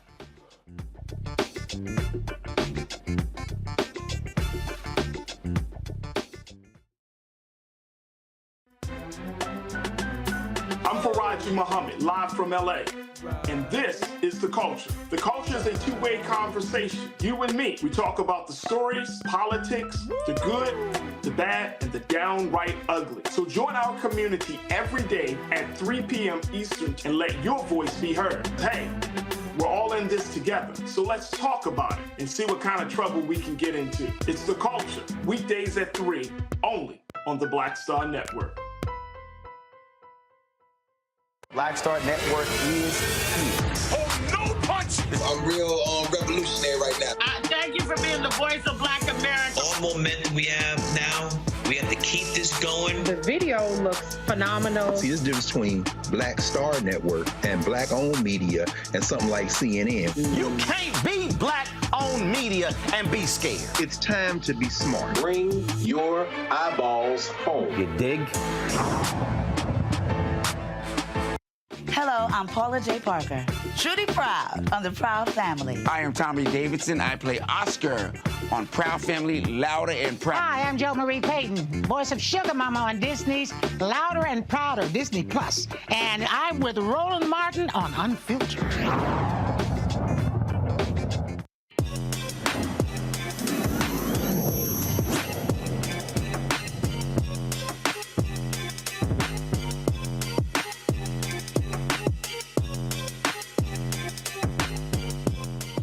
All right, folks, welcome back to Roland Martin Unfiltered here on the Black Star Network. Party planning. Look, we spend a lot of money on events all the time, and it's not always as easy. The other day I went to my man Turk. Steven celebrated his birthday party. Him and his wife put that thing together in 3 days, his dinner party. There was a black caterer who they utilized. You go to my Instagram page, you can check it out. And so these things happen.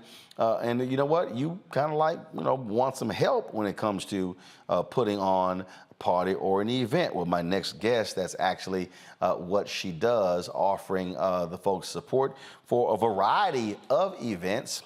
Whether we're talking about baby showers, whether we're talking about birthday parties, weddings, all that good stuff. I'm quite familiar, of course, with that. My grandmother had a catering business, and I started when I was 7 years old, stopped when I was 30. My brother now owns the catering business in Houston.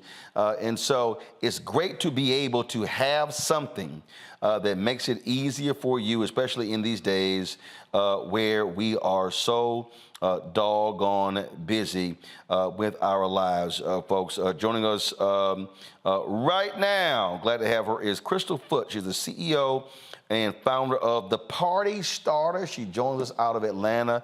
So, Crystal, how did you get started with The Party Starter?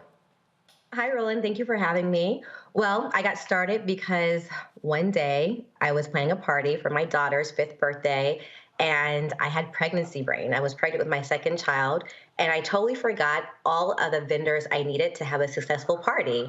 And I figured, you know what? I think other people might be struggling as well, even if they don't have, pregnancy brain. So I decided to create the Party Starter to really be consultative and help people during the planning party process. And so, what do you offer? Is it again just a one-stop shop of various vendors, or do you actually help folks with the planning of their events? It's a one-stop shop platform. So you go on there and there is a checklist that you complete. And based on what type of event you have, we want to make sure that we have all subcategories for that person that's using the platform. So there's everything from entertainment to floral arrangements to even transportation. And then from there, that user can also request quotes from vendors in their local area or virtually. And then after they receive the quotes from those vendors, then they can book them right on the platform. And that way they don't have to worry about any type of money transacted during their event. They can relax and have a great time. That's all good. Questions from the panel? Let's see here. Well, we know Robert, if it's a gun party, he'll be happy to call somebody. Rebecca, I'll start with you. Thanks so much for coming on the show tonight. So you said that this is virtual, but it's also all across the country as well. So for example, my daddy still lives in Omaha, Nebraska. So if I wanted to plan his 75th birthday party, could I use this platform to do so? And then also as a follow-up, how do you source which vendors that you invite to submit proposals? That's a great question. So I'll answer your first question. Yes. Please use the Party Starter for your dad's 75th birthday party. You go on there, you complete it, and then the local vendors in that area will submit their quotes to, have any type of whatever you need for your party. So that's food, catering, entertainment, and so forth. And then we actually go through a vetting process. So the vendors can sign up on the platform, and each vendor has to be thoroughly vetted by myself and the chief operational officer before we put them on the platform, because we want to make sure that they're legit, that you're not going to be catfished, and that they are someone that would represent the brand. Kelly. Sure. So tying into the previous question as far as vetting, given the most current Supreme Court case regarding, vendors not wanting to give wedding cakes to gay people, even though gay people have never asked this person for a wedding cake. Can you go into a little bit about what exactly I'm shaking my head too, sis. Like it's a mess. But can you go a little bit into, I understand you want to be on par with your brand when vetting, but can you go into a little bit of detail as to what that vetting process looks like, as well as if there is a, I don't want to say predominantly Black section as far as vendor choice is, but is there incentive for Black vendors to get onto your platform? How do you go about bringing in BIPOC into your platform? Yeah, so we love inclusivity, diversity. That's what our country is. Regardless of what's happening right now, unfortunately, with SCOTUS and so forth. So we want to make sure that we have vendors of all backgrounds, LGBTQ+, African-American minority-owned businesses, Hispanic-owned businesses, veterans as well. And so we reach out to these vendors. We also attend different types of events to make sure that they are aware of the Party Starter and that we embrace them and their services, their solutions for having an amazing event. And that is how we vet, as well as also promote on the website. We highlight minority-owned businesses. So as a person is going through their selection process, they can can see that that company that they want to have is Black owned. They can see that that company is also LGBTQ plus owned as well. And we want to make sure that our users understand that it's beautiful to have a diverse set of vendors for their party, because honestly, having those fresh perspectives, having, amazing food and just different backgrounds help you create an amazing experience for your friends and family is incredible. I don't want to have a party where people sound like me, look like me, do exactly what I do. That's boring. I want to have something fresh and new. People from all backgrounds help me out for my party. And then also catering, that's really important. That's a cultural thing. I need to make sure that I have amazing caterers for my party that are going to please my guests. And for my parties in particular, I make sure that I have Black caterers. And so that's really important to highlight that. For my friends who are Hispanic, they want to have Hispanic caterers to make sure they make those dishes that their abuela makes for them, something really sentimental. And so it's just really a huge focus of our platform. Robert. All right, now, just I'm going to give you a hypothetical because I want to understand how granular you guys get when it comes to helping people plan for parties. As husbands, often we have difficulty planning out, let's say, a birthday party for your wife. So let's just say, theoretically, your wife was turning 50 and she's from New York, and hip hop is also turning 50, and that was an integral part of her upbringing. So she wants to have a birthday party somewhere in New York celebrating hip hop. Also, she's Jamaican. So she wants to have Jamaican food catered there. And theoretically, if there's any hip hop legends that she could get to attend, that would probably be good. And there may need to be an airplane flyover with a little tassel that has her name on it. Do you help organize things like that? Hell no! And how exactly people go about those things? You know what? She deserves it, though. On the platform, you can put in whatever you want. And if we have a vendor for that, then you will get that for your wife's 50th birthday party. The airplane, too, because the plane is very important. It needs to fly from White Plains Airport across Westchester, and it needs to go right past her high school and also past that broad from high school's house. So I need to have a very specific flight plan for it. 100%. Provide all those details. We have a description box for every subcategory for those vendors. So you put in all those amazing, unique details you just told me, and then we can definitely find vendors for you if they're not already on that platform. Okay, and then also, so can all the party favors be robin's egg blue? Apparently that's the thing. Robin's egg blue and silver. Is that a thing you can put in? It is. The only thing with the platform, though, we can't tell our clients, our customers, when we think that the things they have going on for the party might not really look well. So if you want to have a robin blue egg, don't blame it on us if it turns out not really, aligning with your hip hop theme. I'm just saying.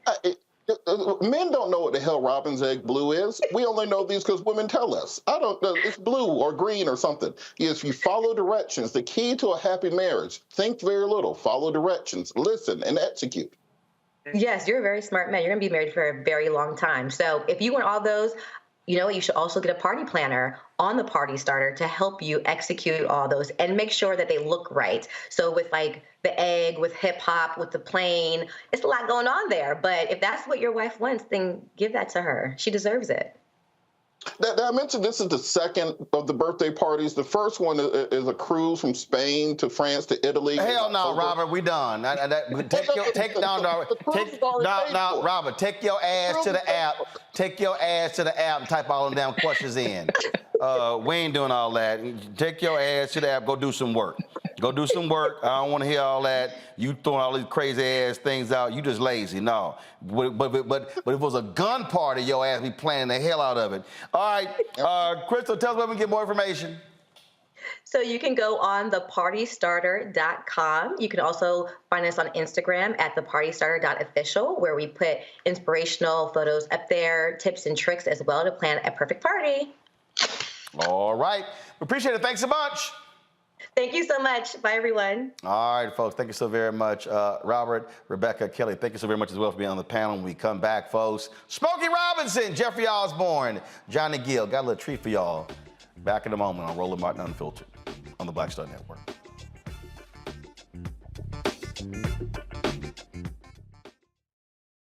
My early days on the road, I've learned, well, first of all, as a musician, I studied not only piano, but I was also drummer and percussion. I was all city percussion as well. So I was one of the best in the city on percussion. There you go. Also studied trumpet, cello, violin, and bass, and any other instrument I could get my hand on. And with that study, I learned again what was for me. I learned what it meant to do what the instruments in the orchestra meant to each other in the relationships. Right. So that prepared me to be a leader. That prepared me to lead orchestras and to conduct orchestras. That prepared me to know, to be a leader of men, they have to respect you and know that you know the music. You have to be the teacher of the music. You have to know the music better than anybody. There you go. Right, so you can't walk in unprepared.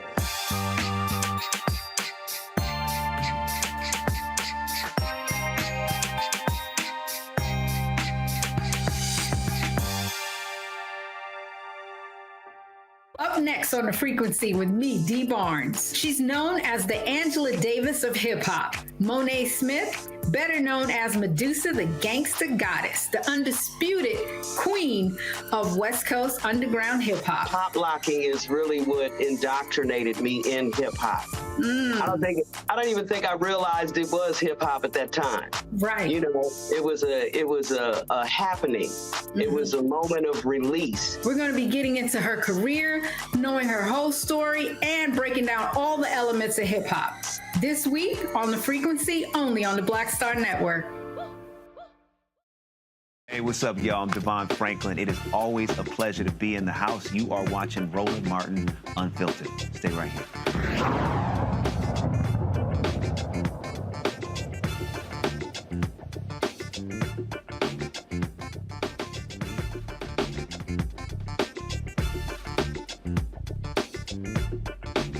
Last, my goodness, 3 years did not have the Jeffery Osborne Golf Classic due to COVID. It was back, took place in Providence, Rhode Island, and we had a great time the last couple of days. And so last night at the closing party, it's always great when you see the entertainers come up there perform, and so we were treated to this great sing-off involving legends here. And we're talking, of course, Smokey Robinson, Johnny Gill, Jeffery Osborne. Great time had by all. So I just want to give you all this treat here to close our show out.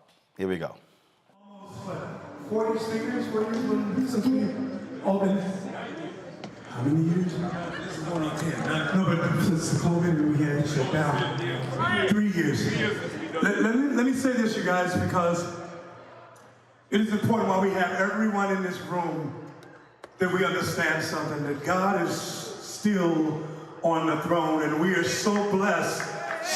Listen, y'all can say what you want, but we are so blessed. I wish I had a witness in here tonight to be standing in front of each other tonight.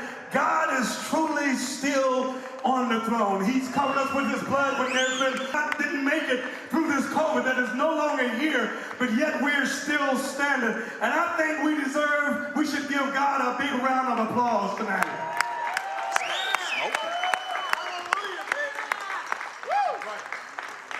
So I ain't come to preach, but I just want to let y'all know that I have no shame in my game in knowing that if you've been through some ups and downs and some changes and turnarounds, and you understand that when you come through it and go through it, that you understand that you can't do it by yourself. It's only through the power of that man that sits high and looks low and knows everyone's heart. And I just want to give him some praise and give him some acknowledgement tonight, because without him, we wouldn't be standing here in front of y'all tonight. So, this is a true blessing right here. Because Mr. Smokey Robinson had a very severe case of COVID. So we are blessed that this man made it through what he went through with COVID. Yes. And I mean to tell you, I know it was tough because I was calling every day praying for this man.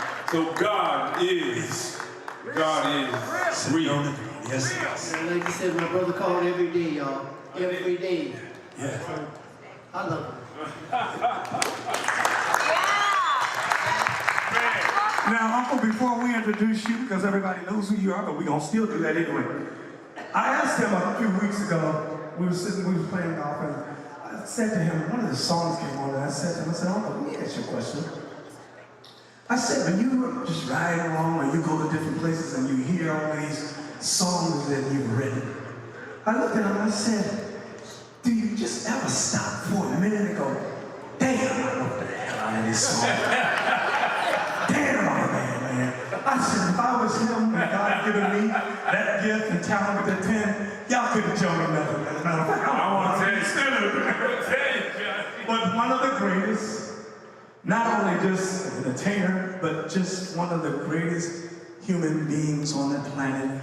And do you know, my 40 years of being in this business, my greatest reward is having people like Uncle Smokey and people like Jeffery Osborne, who has been a part of my life and an inspiration to me. So, y'all, before we get ready to give it up, and let's give Uncle a big round of applause, and let's celebrate him like we've never celebrated before, because he's so deserving.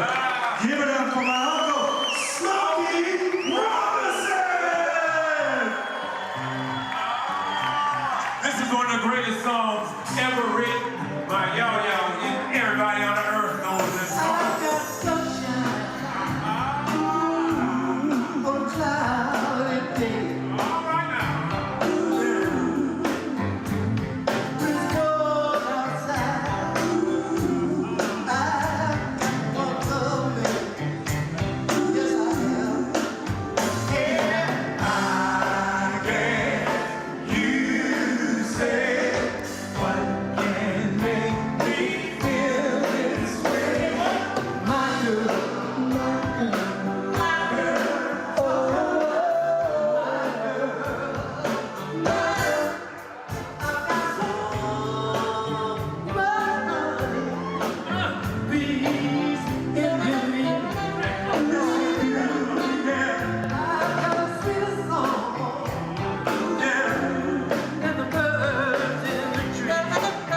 Well, now, give it up, sing. I guess you say what can make me feel this way. My girl, my girl, my girl, oh,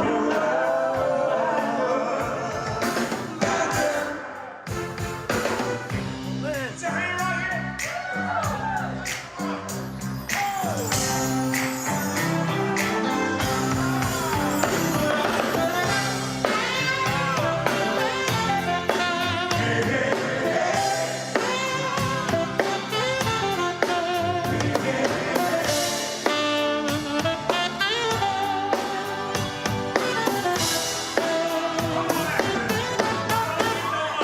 I don't need no money.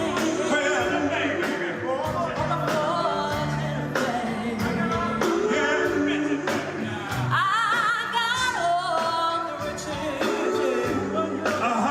one girl can make. You know what? I guess you say what can make me feel this way. My girl, my girl,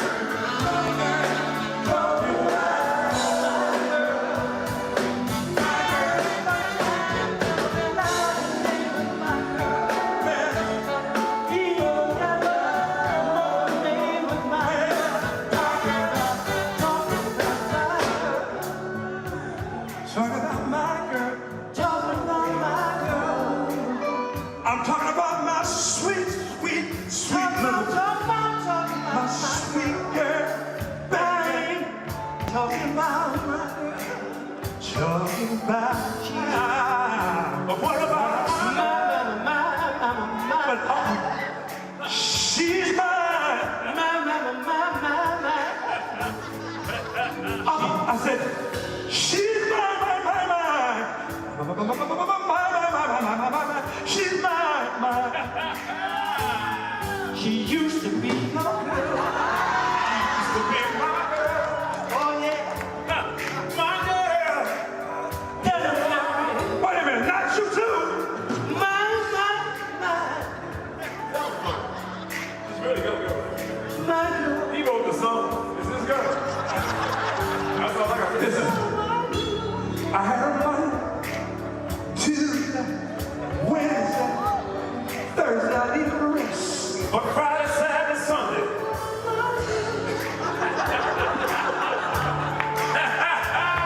What you gonna do on Friday? You know what I'm gonna do? Get all the way up. I'm gonna rock and rock and rock and rock and rock and rock. You know what I'm gonna do? I'm gonna hold her. I'm gonna squeeze her.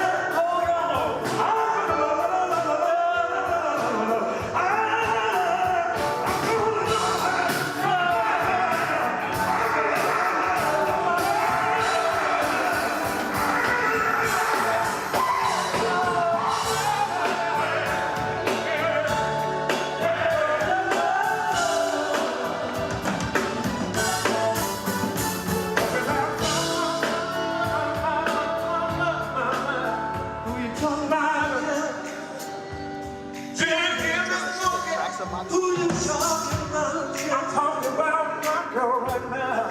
It's my girl, yeah. And I'm telling you, we're gonna boom, boom, boom, my girl. We're gonna step, Jeff got a big old butt. I think your girl got a big old butt. Oh, I love it so much. Talk about the tracks and track cheese. That's how we take my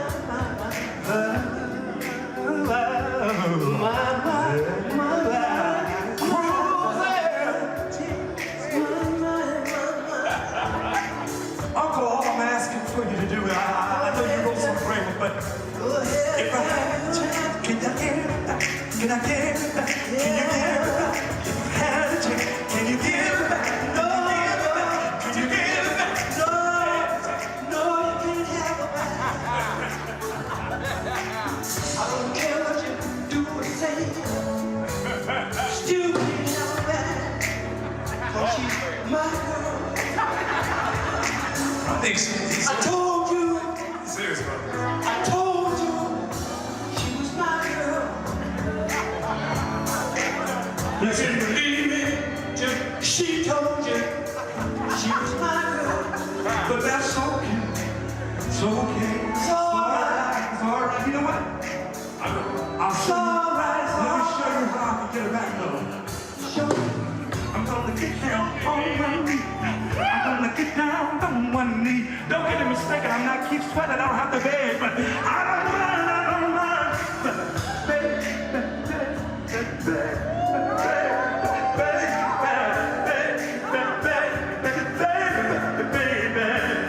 Said I need you.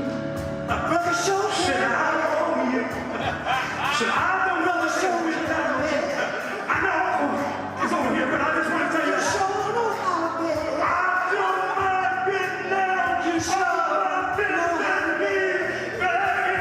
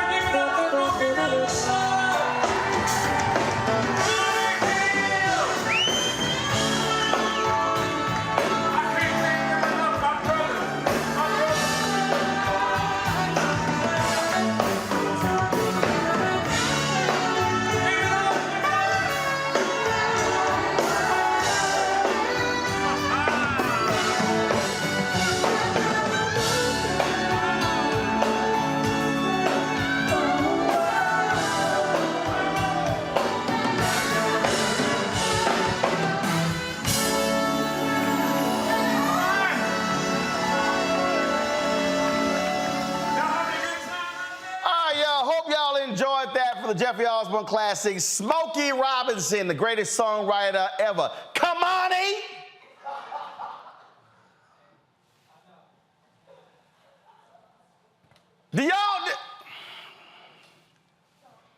Y'all, we were playing the video, and I heard, he went, who is Smokey Robinson? Let me tell y'all something.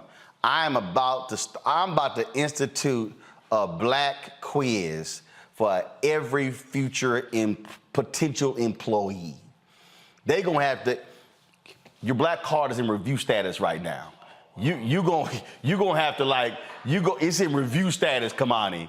First of all, your goddamn name is Kamani. And you got the blackest name in this whole office. You got the black, he talking about I was born in 1998. I'm like, I know shit before I was born. Y'all, he ain't know who Smokey Robinson was. He ain't know. So Kamani got some homework. Kamani got to go watch the Motown documentary on, yo, you got Showtime? Oh, don't worry about it. You don't worry about it. It's all right. We got Apple TV and Roku in here. Your ass gonna watch that damn Motown documentary with Smokey Robinson and Berry Gordy. Then you gonna watch that. Then I'm bringing in tomorrow the DVD, the Blu-ray.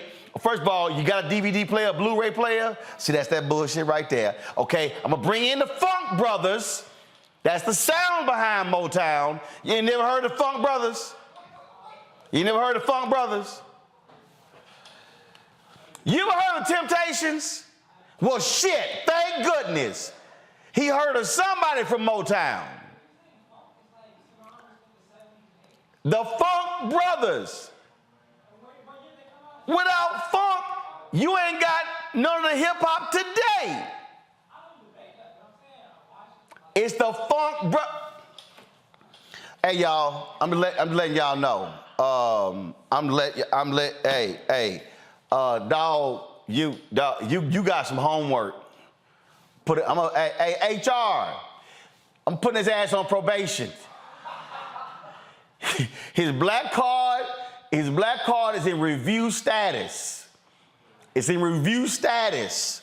Kamani got some homework. Lord have mercy. Woo! He didn't know who Smokey Robinson was. Man, I tell y'all right now, the future of black America is grim. Ooh, Lord. Okay, let me go, y'all. Let me go. Do you know who Berry Gordy is? Shit, well, thank goodness. You know who Berry Gordy's partner was at Motown, right? Smokey Robinson!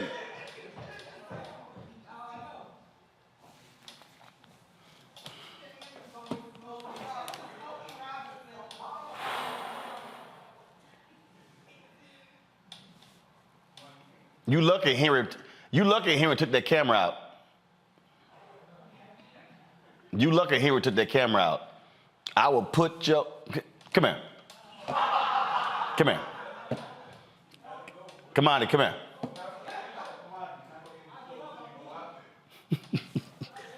He didn't know who Smokey Robinson was. Y'all, he got some homework to do. Lord have mercy.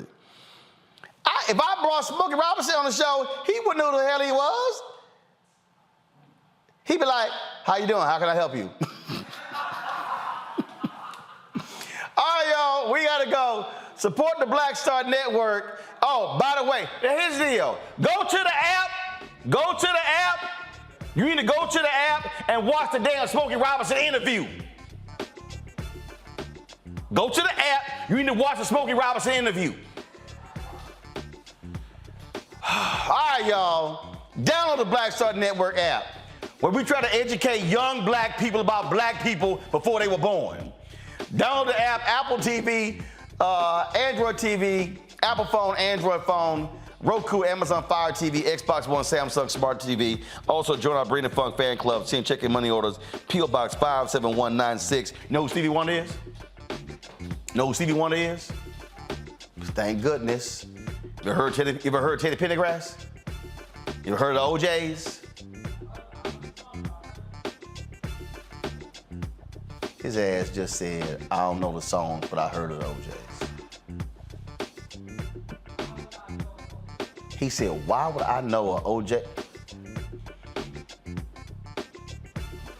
Your black card is no longer revealed. Say what? Say it again? I know a Future song. I know Megan's song. You got the wrong one, player. You got the wrong one. Come on in. Come on in. Come on in. You don't want this smoke. You don't want this smoke. You don't want this smoke. J. Cole, you don't want this smoke. Come on in. You don't want this smoke. Nah, you don't want this smoke. You don't want that. If I had to pull my iPhone out, pull your iPhone out, your shit ain't that deep. Ain't that deep. You be going to Apple Music trying to keep up. It ain't gonna work.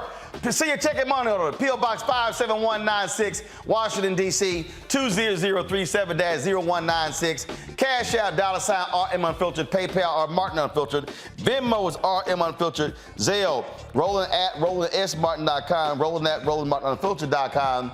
Be sure to get a copy of my book, White Fear, How the Browning of America is Making White Folks Lose Their Minds. Available at bookstores nationwide. Target, download your copy at Audible, and be sure to pre-order my next book, This Generation Don't Know Shit About Old School Music. I'm just messing, y'all. All right, y'all, we'll see y'all tomorrow right here on Roland Martin Unfiltered on the Black Star Network. Holla! Folks, Black Star Network is here.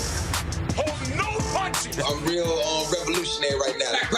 Support this man, Black Media. He makes sure that our stories are told. Thank you for being the voice of Black America, Roland. Stay black. I love y'all. All momentum we have now, we have to keep this going. The video looks phenomenal. See, this difference between Black Star Network and black-owned media and something like CNN. You can't be black-owned media and be scared. It's time to be smart. Bring your eyeballs home. You dig? Pull up a chair. Take your seat. The Black Table with me, Dr. Greg Carr, here on the Black Star Network. Every week, we'll take a deeper dive into the world we're living in. Join the conversation only on the Black Star Network. Hi, I'm Dr. Jackie Hood Martin, and I have a question for you. Ever feel as if your life is teetering and the weight and pressure of the world is consistently on your shoulders? Well, let me tell you, living a balanced life isn't easy. Join me each Tuesday on Black Star Network for A Balanced Life with Dr. Jackie. We're all impacted by the culture, whether we know it or not. From politics to music and entertainment, it's a huge part of our lives, and we're going to talk about it every day right here on The Culture with me, Faraji Muhammad, only on the Black Star Network. I'm Deborah Owens, America's Wealth Coach, and my new show, Get Wealthy, focuses on the things that your financial advisor and bank isn't telling you, but you absolutely need to know. So watch Get Wealthy on the Black Star Network.